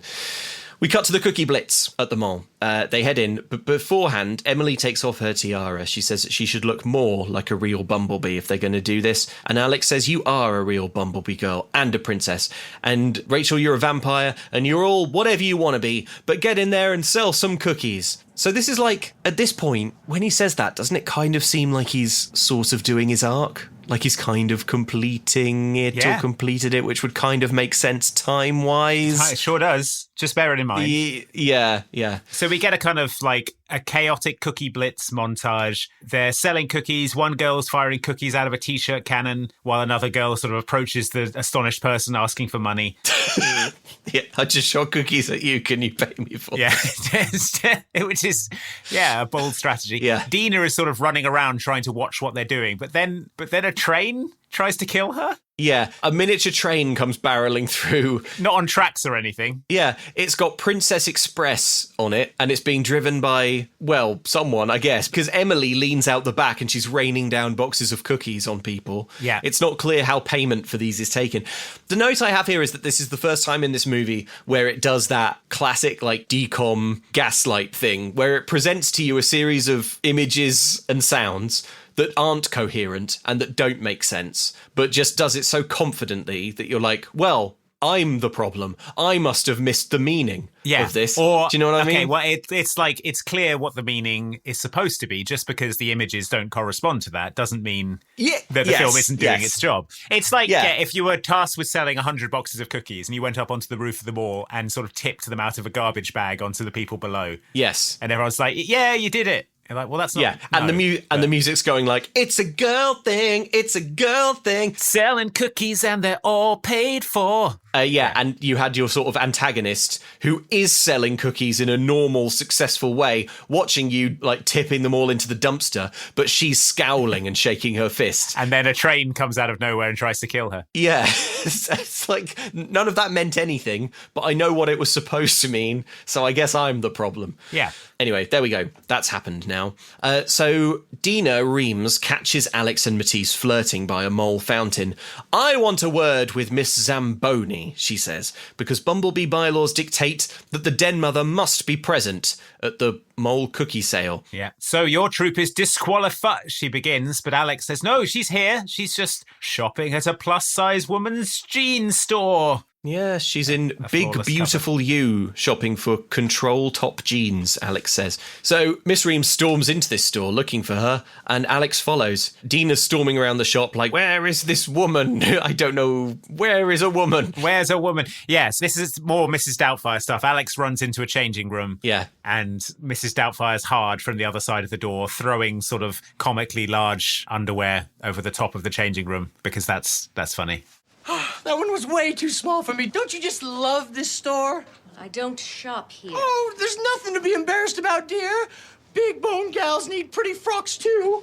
That one was the wrong color for my complexion. Yes, listen, don't you feel that you should be out there with your bees, making sure that they're in uniform, things like that? Don't you think you should be out there with your girls, dear? Maybe if you spent more time encouraging them and less time obsessing about us, we wouldn't be handing you your bottoms on a silver platter in this little cookie race, now would we? You will be sorry you said that, Mrs. Zamboni. Just keeping it real, dog, as the kids say. Did you find Mrs. Zamboni? Unfortunately, yes. Mrs. Zamboni? I'm Matisse Burroughs. Matisse! Yeah, Alex talks about you all the time. How lovely. I feel like I know you, and if I wasn't dealing with this slim fit body shaper, I'd come right out there and give you a great big hug. Alex talks about me? Oh, yes. What a lovely lad. If it wasn't for him begging me on bended knee, Troop 57 wouldn't even have a Den Mother. Really? Yes. And any girl should consider themselves lucky to be Alex Pearson's girlfriend. Why did the music go all weird and lovey for this bit when it's actually incredibly sinister? Because Matisse is clearly falling deeper and deeper in love with Alex because a shrieking woman in a changing room just told her that she would be lucky to be his girlfriend. Yeah, be lucky! Be his girlfriend! Do it! Be his love! And the music's like... Da, da, da, La la la, love is so real. Do you think it's weird how, as humans, yes, what we want is bedroom farce, like forever, like until the end of time? Like, this came out in 2010. It is so far into the timeline of like human like drama and plays and films and stories and stuff. Yeah, but like eternally, all we want is people hiding in cupboards, coming into rooms at the wrong time, having to hide, and men pretending to be women and going, "Woo!" It's interesting that you say that, because I didn't want this at all. and yet it happened. Okay.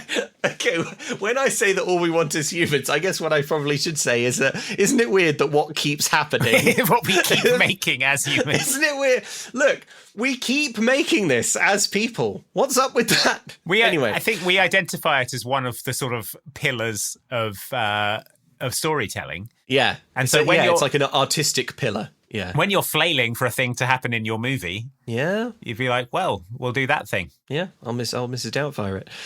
So outside in the mall, the girls are hyped. They won, presumably. They won. They high five. They sold the most cookies. Camporee success is all but guaranteed now. But suddenly, the evil Troop 66 approaches. One of the evil little girls of that troop says, "What are those supposed to be?" Looking at their badges, Uh-oh, they've spotted the DIY badges, "My badges," says little Tina so adorably that you could just die. So she's cute. So freaking, She's so freaking cute. Alex says they're individual study badges. They count. Look them up. But then Matisse comes over and says, "Alex, not all the badges can be individualized. Just one or two." Her eyes are wide with horror as she says this. She realizes that he's made more than one or two individualized badges. He's made like four. He's made like four. He's made 4 individualized for Alex. Alex, don't you know that not all the badges can be individualized? Just 1 or 2. What's this one for, says one of the evil girls. "I made Alex and his friend sandwiches," says one girl. "Bumblebees, more like wannabes," say the evil girls from Troop 66. Oh my God. "I am so sorry for you girls," says evil Dina Reams delightedly. "These badges will not count towards your Camporee eligibility. Too bad there's no gullibility badge." Evilly. Yeah. She leads Troop 66 away, laughing evilly. Matisse's emotions lie shattered. Yeah. She stares open-mouthed, eyes wide at Alex. "How could you?" she says. "I can't believe for 1 second I actually..." She can't finish. The words catch in her mouth. Tearfully, she storms off. She can't believe Alex individualized more than 1 or 2 badges. When actually you're only allowed to individualize 1 or 2. You did 4. Not all the badges can be individualized. I mean, this is weird because it's like, this is supposed to be the dip. There's 34 minutes left on the timer, including credits. So this is a nicely timed dip. But they don't even know the worst thing he did. No. Which was... Mrs Zamboni isn't real. Yeah, Mrs Zamboni isn't real, and he hasn't been DBS checked, and he shouldn't be in charge of these children. Like, it's way worse than the badges thing. Yeah. But anyway, because this character is so bad, we kind of have to have like a sort of backup supplementary rock bottom, which is coming up next. Yeah, so we cut to the ice rink. Alex is watching the Zambonis on the ice. Goose arrives. That thing earlier where he said there was 0 chance of them making playoffs, turns out all they had to do was win the next 4 games because that's what they've done, and now they're in the playoffs. Yeah, and they've done it. They've done it without their star player Alex. So yeah, maybe he's not that good at all. I don't know. Alex, who's played by the actor Hutch Dano, has so much 5 o'clock shadow in this scene. Obviously not his fault. It's just poorly lit, and I guess lighting and makeup. I don't know, but yeah. He looks 35 years old. Yeah. So Alex tells Goose that he's miserable. Matisse hates him, and the girls got laughed at. Goose says, "Oh, I see. You didn't come to cheer the team. You're just here for you. Don't you think that maybe that's your problem?" Alex says, "The problem is that Matisse thinks this whole losing Camporee thing is my fault." "It is," says Goose. "No, you're right," says Alex. "I got to fix this. I got to look like I'm trying to fix it, or Emily will be mad and Matisse won't date me." And then he sort of like runs off, and Goose is like, "Alex, you're missing the point. Your arc, Alex. Alex, wait. You were arcing Alex, out. No. Don't you go back up the hill? What are you doing?" Oh my God, he's going back up the ski slope. So he sort of reverses on his arc a bit. Yeah. So we cut to the community centre. the girls are convened. I don't know how they're here, seeing as the whole film up to this point has been like, we need people to take us here, but they're here now. Let's agree what we talked about in the Bumblebee chat room last night, they say. Continue to cyberbully Rachel. No, it's not that. Suddenly, they see binoculars and a map on the wall. Yeah. Oh, okay, what's this, they say. And they take it down. Let's go. And they start following the map. It leads them out of school, across town, unsupervised. They walk through sort of scrubland. The black van from the black phone turns up. Ethan Hawke kidnaps 2 or 3 of them. You lose a few. It's like do you play the edutainment game, The Logical Journey of the Zoombinis, ever? No. Oh, well, you start with a load of Zoombinis and you got to get them to Zoombini land or whatever, but you always lose a few because the games are hard. Sure. So they follow the clues. They find Alex. He's kind of stood on a little patch of grass, and when they find him, he hands them official orienteering badges. This still doesn't make up for what you did, Emily says, but Alex has more. You still need 5 more badges for Camporee. He says, I dug up all the stuff you need and brought it here, which is a kind of hand-wavy way to explain how he's got like loads of tents and archery stuff. No, he dug it up. He dug it up. We do a quick montage, badge earning. Yep, they're doing sit-ups, they're pitching tents, they're doing archery. They build a fire and roast marshmallows. There appears to be no sort of official supervision from, like, a Bumblebee elder. So yeah, I feel like Alex could have just told Bumblebee HQ that they did this and given them the badges. The note I've got is just give them the badges, like, at this point. Or, like, there should be a maximum badges you can earn per day. It's like, are there rules? Are we following some rules for these badges, or do we not care? I'm fine with either, but let's stick to one. So they do tents, they start a fire. Rachel gets her starting a fire badge, and she says, I can start a fire. And a grin spreads across her face, and the other girls exchange worried looks. This was my second and final lol of the film. Of the movie. Good news, you have all the badges to compete in Camporee, says Alex, but we are short on cookie sales, which is how we pay to get there. It doesn't matter how short we are. Cookie sales are closed, says someone. Okay. We could sell something else, says a girl. Like our blood, says Rachel, which, to be fair, also good. Yeah. Muffins they settle on. One of the girls has a calculator. We'd have to sell 415 muffins each for a total of 2,075. So the girls all bicker and brainstorm how to shift enough muffins. I don't know why they've sort of landed on this muffins thing. I don't know why they can't do cookies. Also, I don't understand how Camporee is so expensive. They say later they're selling the muffins for $3 each, which is, if they're making 2,070, that's over $6,000. And they've already sold loads of cookies as well. And their own... Okay, so let's say that the Camporee minimum is like $12,000. Yeah. And they are one troop of 5 girls. We see Camporee at the end of this movie, and there's probably like 20 troops there, I would estimate. So that's $240,000. $240,000. And let me tell you, we see Camporee. Camporee is not... It's not what you think it is. It's not what you're picturing. It's not what you're picturing. This film F's up so badly in the last 2 minutes by... showing Camporee, yeah. Probably, like I was, listener, you're assuming that Camporee is going to be the big, like, final set piece of this movie, but it isn't. Actually, it's a hockey match, which I think is kind of disappointing. But then right at the end, they do tack on a bit. You do see Camporee and... Yeah, I was imagining Camp Chippewa from Addams Family Values, you know, canoeing. Yeah, it was like cabins. Surely some kind of summer camp. Yeah. But no, we'll get to it. We'll get to it, yeah. So they bicker and brainstorm. How are they going to shift enough muffins? Alex says we need a group of people jammed together who are hungry and cold. The big hockey game, say the girls. Yeah, because they're selling hot muffins, apparently. Don't remind me of the big hockey game. If my team doesn't win, we don't go to playoffs and I don't get to be on the all-star team. And Emily says, Alex, we should go to the hockey game. I don't want to talk about the hockey game, says Alex. For some reason, says Alex. Yeah, this goes on for a while, but then eventually he gets it and they resolve to sell hot muffins at the hockey game. How are they going to keep them hot? I don't know. What is this thing where they're allowed to sell muffins but not cookies? What is this thing where they're allowed to just go to an ice hockey rink, which presumably has its own kind of unlicensed vendors and just sort of stroll around selling muffins. But also, it's Why? like, okay, cookie sales are finished, but you can sell literally anything else. You can sell anything else. You can get money any other way. Yeah. But cookie sales are finished. What do you mean cookie sales are finished? Could they have they gone off? Could they start like Bumblebee coin and start like a crypto B-coin and get it? Yeah. Are they allowed to sell anything?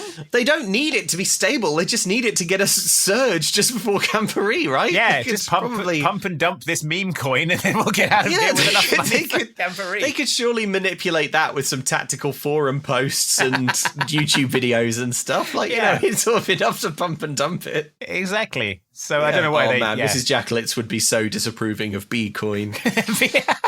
Mrs. Jacklitz, can I put you down for some B-coin? It's going to the moon, I hear.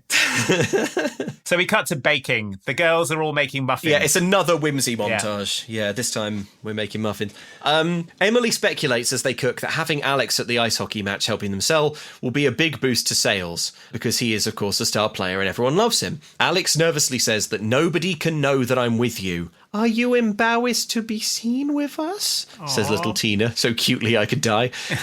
Alex says, no. It's just that Mrs. Zamboni should be there. And then Rachel, the blood girl, the fire girl, says, what if she is there? And then we cut to her doing special makeup effects on Alex. She's doing her award-winning witch makeup. Yeah. I don't know what awards she's won, but she says it's won awards. Monsterpalooza every year. So she gets kind of Mrs. Doubtfire. We don't see the full effect yet. We cut straight to the big game. The little girls are all kind of roaming around the stands, selling their muffins. Holding boxes that say cupcakes on them, which is not the same thing. That is such an own goal. Fine. Massive unforced error, dead brother. Also, there's 5 of them. Yeah. And they're not selling 2,000 muffins, cupcakes. Are they? There's what, at most? You could get about 10 in a tray. Yeah, so they're probably selling 50. Yeah. Alex has written cupcakes on the thing, but he's written it with a backwards K. Either because he can't write or he's trying to make the kids seem cute. I guess it's probably the second one. Yeah. The kids start playing into this to sell cookies. They're like amping up the cute. They're like, will you buy my cookies? We see Dina Reams is here. She sneaks on over. So, she says triumphantly, you don't have your junior helper along. Bumblebee Regional Office will need to be informed of this final and fatal breach of rules. We find out that they are AWODM. Yeah. AWODM. Which stands for... Abroad without a den mother. Yes. So she gets on the phone. Hello, yes. Troop 57's den mother is right here, says Nicolas Cage from Longlegs. Oh my God, that's exactly what I thought. It's the only conclusion. It's what he looks like. Alex slides into frame looking exactly like Nicolas Cage in Longlegs. He says, cuckoo, cuckoo. Oh, the birthday girl. I couldn't. Okay. I couldn't believe it when I saw Longlegs and it turned out that I was like, okay. So this is the guy who's the baddie. This is the guy who slipped by unnoticed in society. Oh, it's me. Oh. So when these people disappeared, was there anyone suspicious in the area? Well, it was the one shrieking weirdo. We asked this lumpen, malformed, shrieking ghoul if he happened to see anything. And he said, but all he said was, cuckoo, cuckoo. So that was no help. He tells Dina to toddle off and watch the game. Yeah. So anyway, he's really aggressive about it. Mrs. Reams does, however, shuffle off. Alex, for some reason, rips off part of his disguise, even though he's just sort of in amongst the crowds here. Yeah. We need to sell like crazy, he says. We need to hustle these cookies hard. But remember that some of the bumblebees are shy. What about Tina? Yeah. Maybe I could just restock everyone else? Tina, we all do things that we never dream of doing. I, for example, I am dressed in public as a middle-aged to old granny type with a pillow in my control tower. And besides that, your whole troop is counting on you. Tina, you can do this. We believe in even you. Rachel, great job on the makeup. Thanks. Girls? Fresh muffins, butter available. Come on, where's the tea? You're blowing it, guys! I mean, try harder. Yo, muffins just $3 for a hunk of heaven. Hey, Blue Hat, I got chocolatey goodness for you. Coming in. Over here. Hey, lady, I got some tasty oat bran with your name on it. Yeah, so Tina has become a crazy selling person. And also Alex has torn off most of his disguise and is banging on the glass, yelling at the team for defense. Oh, yeah, that's right. You heard Alex there getting distracted by the game, which is going badly. Yeah. I'm so invested in Tina's arc. So the next thing that happens is that up at the top of the steps, Dad rushes in. I don't know why Dad's here, but it's very funny to me that he never made a game, but has got to be here now when his son isn't on the team. For the crucial game when Alex isn't playing. It's like, this I gotta see. Maybe he heard that Longlegs was spotted at the ice hockey and he's come to rescue Emily. Yeah, maybe. How can we be losing this game? The coach rages aloud to absolutely no one. Why don't you put Alex in? Says Mrs Zamboni. Why don't you put your soul into a marble that I'll put in a doll under the floorboards? Because he's not here, says the coach to this shrieking ghoul. But if he was, I would end his suspension and put him in right now. Done and done, says Alex. And just like that, he's out on the ice. The commentator is baffled. Alex scores immediately. Hold your horses, says the commentator. This is not an ordinary grandma. That's Alex Pearson. I should have known by his silky smooth moves and nose for the goal. He is 1 in a million. Should have known. And is it smooth? And are you doing anything later? His smooth muscle torso. Yeah, Dina sees all this. She notes it and texts someone. Dad sees this and is ashamed. Yeah. So even though Alex won the big game, this is that kind of extra backup dip I was talking about. We see, Emily is bereft. She's holding on to Dad and weeping. Matisse stares daggers, and Miss Reams is on the phone reporting Alex for impersonating a den mother who's been background checked. So things have gone very badly. At home, Alex knows he's done wrong. He tries to cheer up Emily with her TV show of the bunny JPEG. Keyframing JPEG of a bunny. But she's not having it. In his office, Dad is working. Alex approaches. He's like, can you talk to me or will you give me the silent treatment too? Dad says that he let Emily down terribly. Yeah. Alex says he knows he did wrong and he deserves punishment. But Dad's like, no, Alex. If you did punishment, then once you'd served your time, you'd feel like you'd made up for it. Instead, I want you to feel the consequences of letting down Emily and her friends. You can't fix this. I'm not going to punish you at all. Yeah. So Alex is desperate. He says, please, I can fix this. He lists off chores he could do.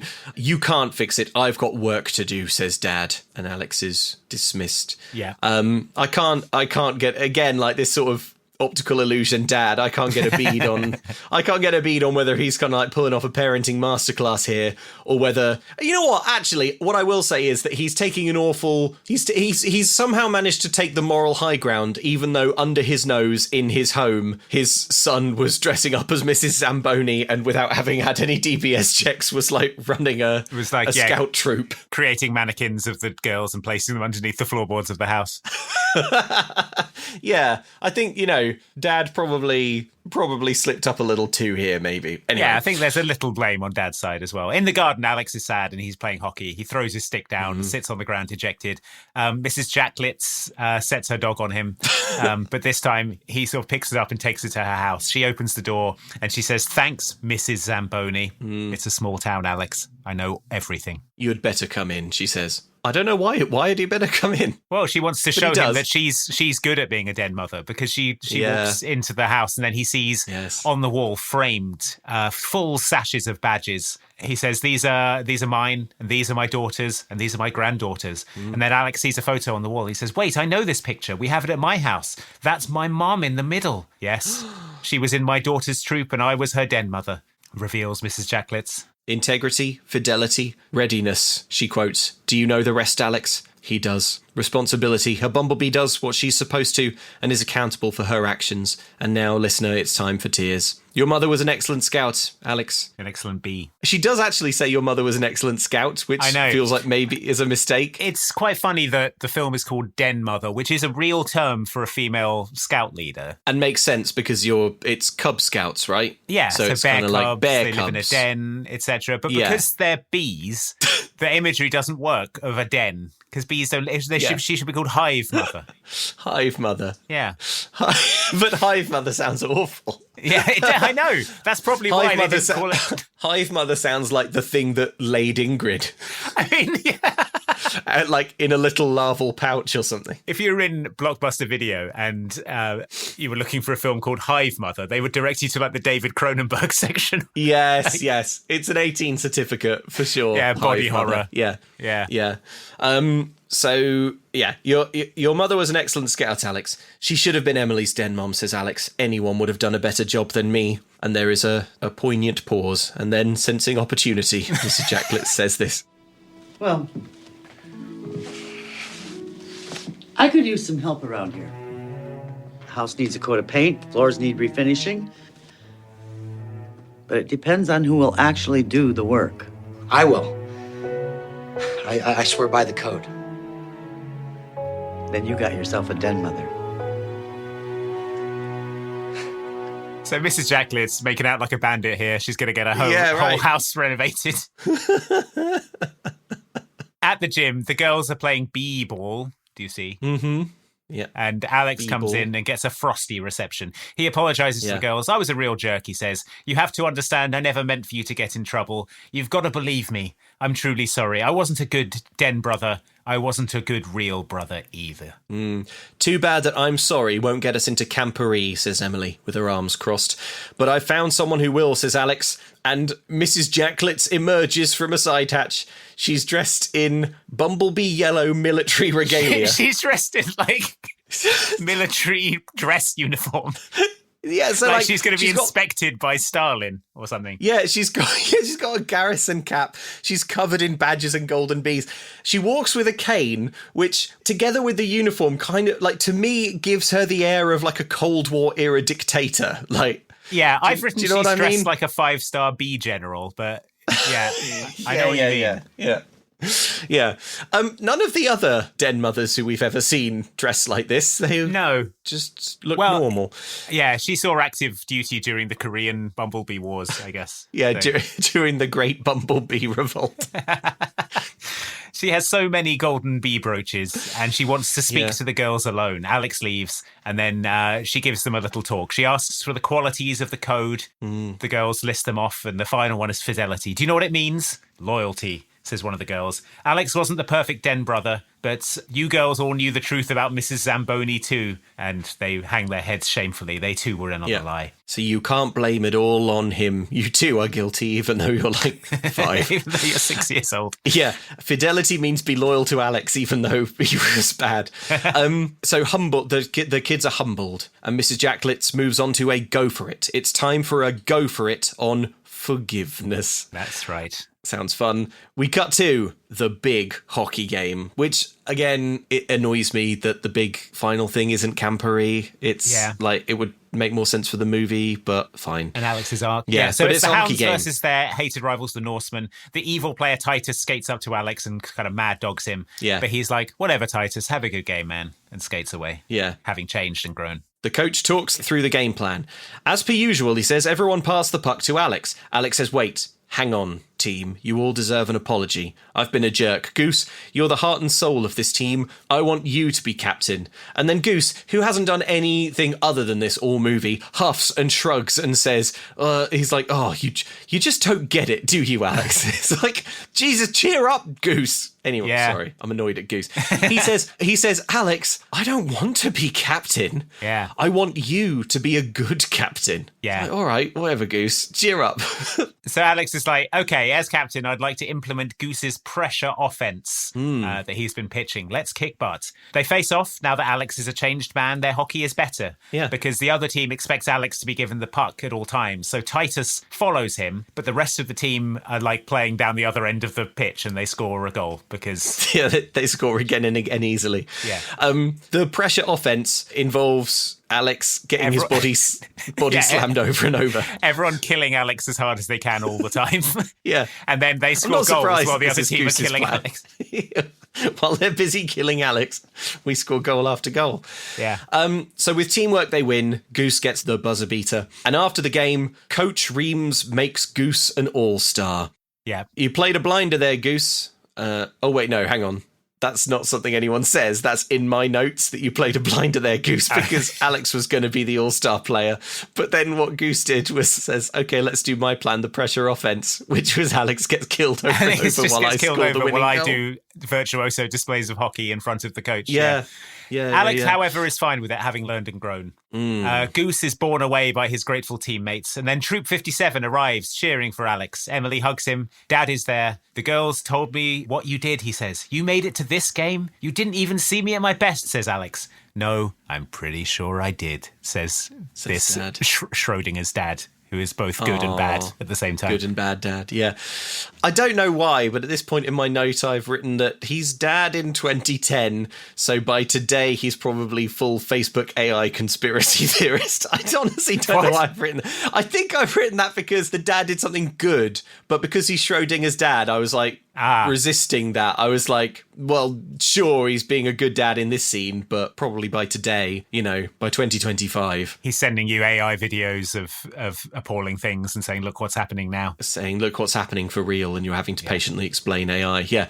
Okay, Alex says, what are you kids all doing here? Camporee is tomorrow. Do you have everything? And they say they have almost everything, but not their den mother. They all talked about it, and they want Alex to be their den mother. Yeah, so, even though you're an asshole, we'd never have gotten here without you, they say. Yeah. We want our den mother back. Then Camporee is tomorrow. I feel tomorrow, a bit bad for Mrs. Jacklett. Yeah, right. Mrs. Jacklett. Well, I don't. She got a free house cleaning and remodeling, and she doesn't have to even do the den mother bit. Yeah, all she had to do was come out of retirement for 12 minutes. Yeah.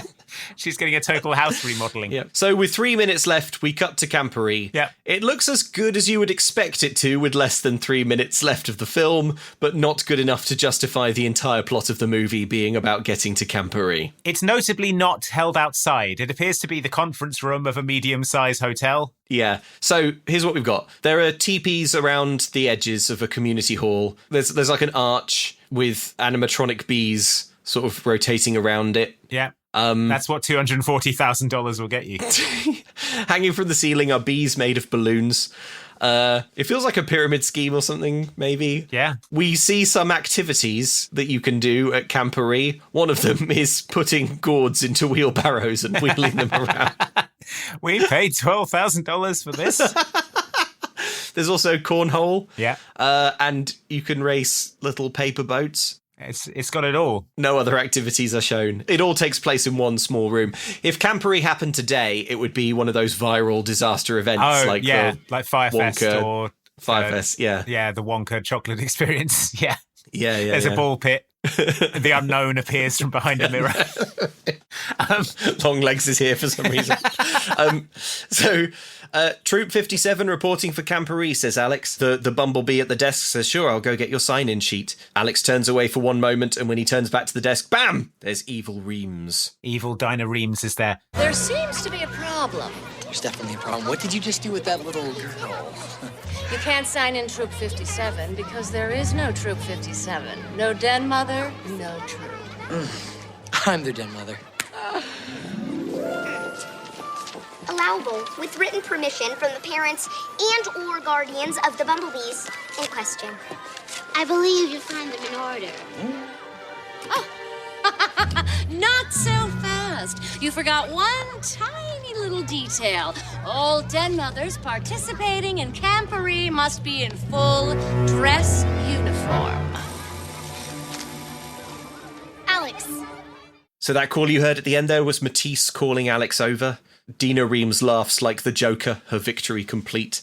But what's this? We cut to, suddenly, from out of a wigwam, comes Alex in full bumblebee dress uniform, including pleated skirt. Yeah. Ha ha ha ha, he says, mad dogging Dina. Yeah. And everyone cheers him. They're all kind of cheering, everyone's applauding. It fills my heart with pride to see you in that bumblebee girl uniform, says Dad. And now Coach Reams is here. alongside his wife Dina Reams. Honey, what's all the commotion? He says to his wife. That boy is making a mockery of Camporee, she says, and he strides over to sort him out. I'd like a word with you, son, says the coach. Yeah. This takes a lot of guts. It took real leadership. It's just the sort of thing I'm looking for on the All-Stars team. I've written, he was the ref guy.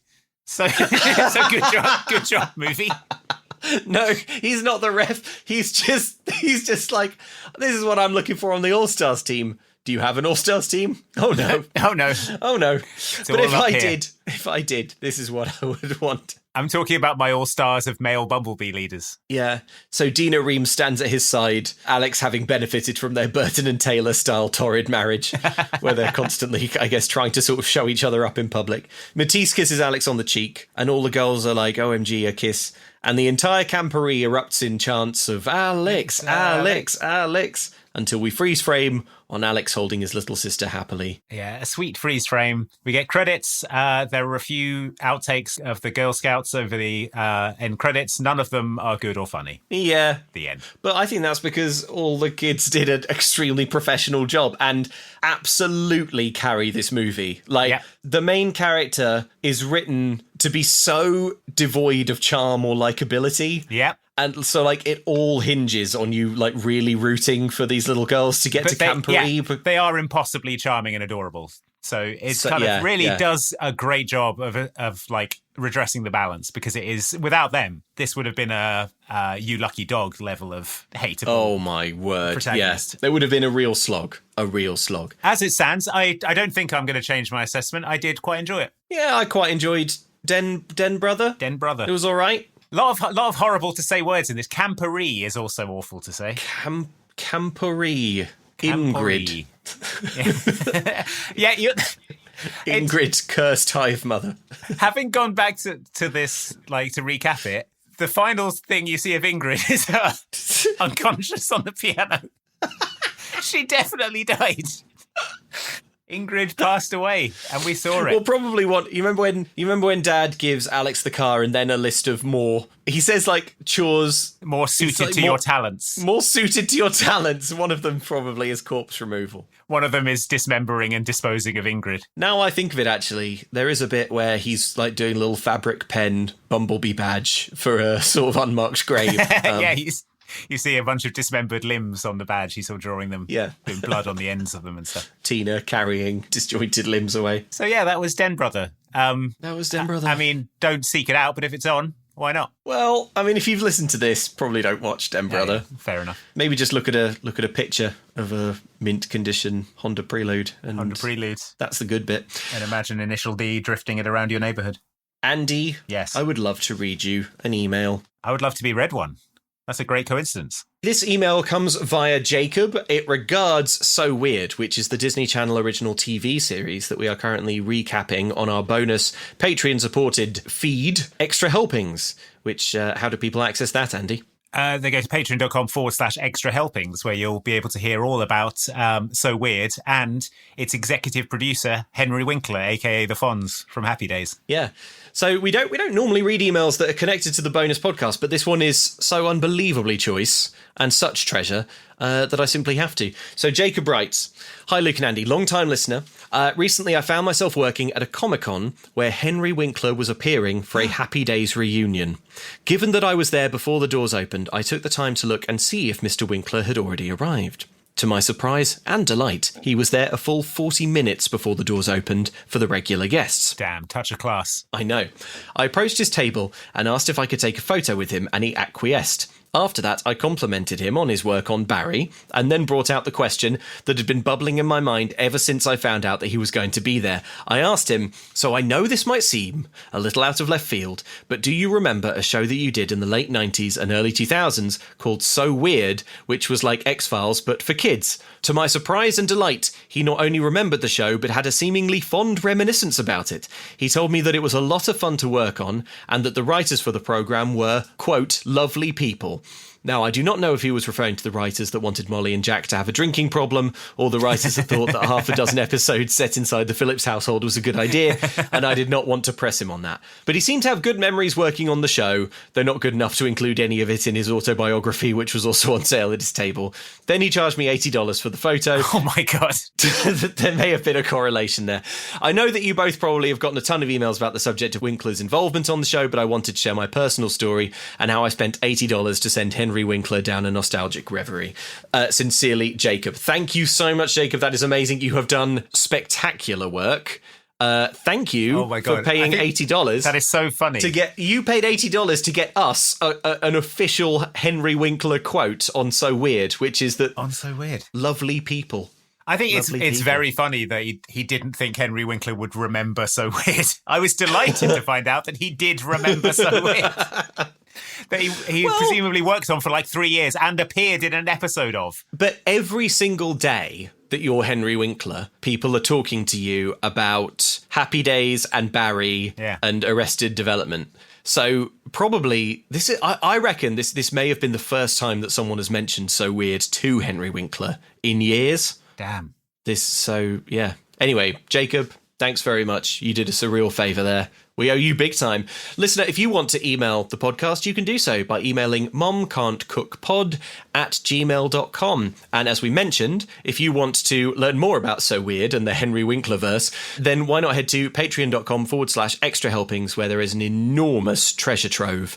Hours and hours and hours of bonus content waiting for you. You can listen in your whatever podcast app you want. You can listen on Spotify. It's extremely convenient and a lot of fun. Yeah, we put out an hour-long bonus episode about So Weird every other week when there isn't an episode of this on the main feed. So if you want a weekly Mom Can't Cook, that's the way to do it. Now let's talk about merchandise. Yeah, we've switched it up, folks, because we've made some changes. Were been bad at it, so we've got new ones. Yeah, Teespring weren't doing a very good job. And also we know that it was a little bit annoying not having a huge amount of control over like shipping for some items. So anyway, long story short, we've relaunched the Mom Can't Cook merch store. You can now access it by going to momcan'tcookmerch.com. So delete momcan'tcookstore.com from your brains forever. From your favourite spa. Yeah, take it off your favourite spa. I'm pleased to tell you, though, that bonesforbowser.com still works. I mean, you can still go to momcan'tcookstore.com, but all you get is a JPEG that says go to the other store. So yes. So momcan'tcookmerch.com. So we've got a brand new design on there for the relaunch. It's a dad shattering dunk tee. It's a gorgeous design. Go and look at it. Kind of retro loveliness. Another benefit is that this new merch supplier offers tie-dye shirts. They're slightly different depending on if you're ordering from the UK or from the US, but we've got a really gorgeous orange sort of sunburst design for the Johnny Capahala inspired Today I'm Going to Hang t-shirt. And the Why Did They Give Up Their Hands dolphin shirts from A Ring of Endless Light. We've got some incredible tie-dye variants on that. So it feels so right having the airbrush dolphins on a tie-dye t-shirt. It's so good. You can just imagine sitting on a beach, sipping a margarita, wearing that shirt. Yeah. Fielding questions from confused passers-by. Confused and concerned passers-by. Yeah. Andy, what are we going to do next? Luke, we are going to be watching the 1998 Wonderful World of Disney film, Principal Takes a Holiday. Hooray! That sounds fun. I will now read you the Google description. High school senior Jake Scaduto is promised an inheritance of $10,000 if he graduates without getting in any further trouble. Okay. Unfortunately, he realizes he's too late to disarm a prank about to be sprung on Principal Frank Hockenberry. When Hockenberry is incapacitated by the accident, Scaduto hires Franklin Fitz, a drifter, to be the principal. Okay. That sounds completely unhinged, as so many of the Wonderful World of Disney ones are. Yeah. Amazing. I can't wait. It stars Zachary Ty Bryan from Home Improvement. Fantastic. At the time of recording, the whole thing is on YouTube, if you're interested. Oh, wow. It's on YouTube with original commercials. Oh, hell yeah. That'd be a fun way to watch. Yeah, cool. All right, so we'll see you next time for Principal Takes a Holiday, brackets 1998. Yeah. So, Luke, I think the van's coming back from the podcasting boys of America. Podcast Quick, inspector. Hello, sorry, I'm back. I forgot my pen. I think I left it here when I was... you had to know. You had to know what happened to my other breast. Yeah, yes. Yes. Right, I see. You appear to have placed a mannequin of me under the floorboards with a sort of marble in it containing my soul. Is that part of the... Oh, Cuckoo. Well, looks like it's death for me again.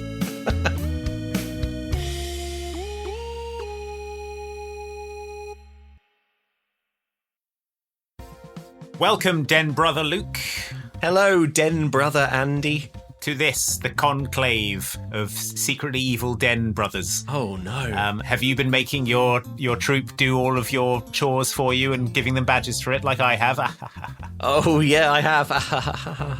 I've been making them do all sorts of things that they think are legitimate Bumblebee badges, but they secretly aren't. Yeah. For example, do you want to know what I had the Bumblebee troop of Chase Baker, Moist Drippings, John Sharplin, Danny Ward, Andy Meany, Ethan Pearson, Paul Stevens, and Jeebus Piers Jones do? I would love to hear it. What are they doing? Well, I've had them reorganise my entire closet. It's now by temperature of the day and by colour. Brilliant. And they also pick out my outfits every day. I've given them a badge for it. That'll teach them to want to improve themselves through community. Yeah. Well, check this out. My scout troop of Alan St. George, Will Pohoretsky, Michael Saul, Morven Butterworth, Liz L, Cole Mastro, Jedi Master Riki Stinko, and Hef. I had them watch Terrifier 3 for me and summarise it because I don't really want to watch it, but I do kind of want to know what happens. I've had Andrew the Osteo Gent, Ash, Paul Murphy 85, Andrea Pallas, Business Corgi, Homemade Mask, Prince Reynard, and Jonathan 420 combing Auto Trader looking for decent Honda Preludes from 1987 that could be fixed up by them or by me. I mean, they can fix it up once they find me one. They're having to make an awful lot of phone calls with intimidating men. Great. And walk around cars sucking in their teeth doing things like that. Yeah, it's not sure about that. Not an easy job. Well, I've got troop number 86 here. That's Blake, the best of Rue left hours ago, Danny Bowyer, Daniel Rogers, the monk, Elizabeth, Simon Gansel, and Adam Snigg. I had them call a restaurant that only does phone bookings to make us a reservation because I don't want to talk to someone on the phone. Badge. They've got the badge of that. They've got the millennial badge. Yeah. Well, I've had my troop, which features Slam Skull 16, Smash Savannah, Burger Boys and Girl, Michael Olsen, Carl Bain, Ryan Medema, Zora Stingray, E.T. and Security James. I have sent them down into the Forsaken Hive to defeat the second phase of Ingrid Honey Mother. No way, you're joking. Yeah, I have. They've got to bring me back her sacred pollen, and if they do that, the use of which is unclear. Well, I think that the troop of Nurse Jake, Sarah Mattix, Clarky the Bearded Coach Driver, Matt S, Clint Hannah Lopez, Quinnis Teething, Keith Hall, and Jambo number 5 are going to be very pleased with their new badge. They've just earned the slowly adding stock to my risotto over a period of about 30 minutes badge. Oh, that's good. Because I'm not doing that. No way. Hannah Kirchner, Christoph, $50 on the alligator, Cara Dennison, Angel Beat, Mini, Alligators Against Money Plane, and Courtney Rail. They may only be tiny children, but I sure hope they know how to correctly file taxes, because I don't want to do it, and I think they want the tax badge. Yep. What does that look like? Well, I don't know, because I don't really know what's involved in filing taxes. Fair. They can, you know what? Fair. Yeah, they can figure it out. Good luck to them. Here's the troop of Hypermole, Paul Stokes, Lord of the Salt Doctrine, Tim Craven, Chris Pryor, Philip Stevens, Anna Petahova, and Brandon Plesh. They will be receiving their logging into World of Warcraft and doing my dailies for me badge. Oh, that is brutal. That is brutal. Did you at least leave your character in an inn so that they're rested? Absolutely not. I refuse. Oh my God. Jack Fabian, Who Needs to Sleep, Tony B, Snowy Owl, Crescentia Che, Adam Steele, Will Thomas, and now This Is Podcasting. I have assigned them to make homemade DIY fabric pen badges for all the other scout troops. That's right, I'm not even doing the bit where I make badges anymore. Genius. I've got it all sorted out. This is great work.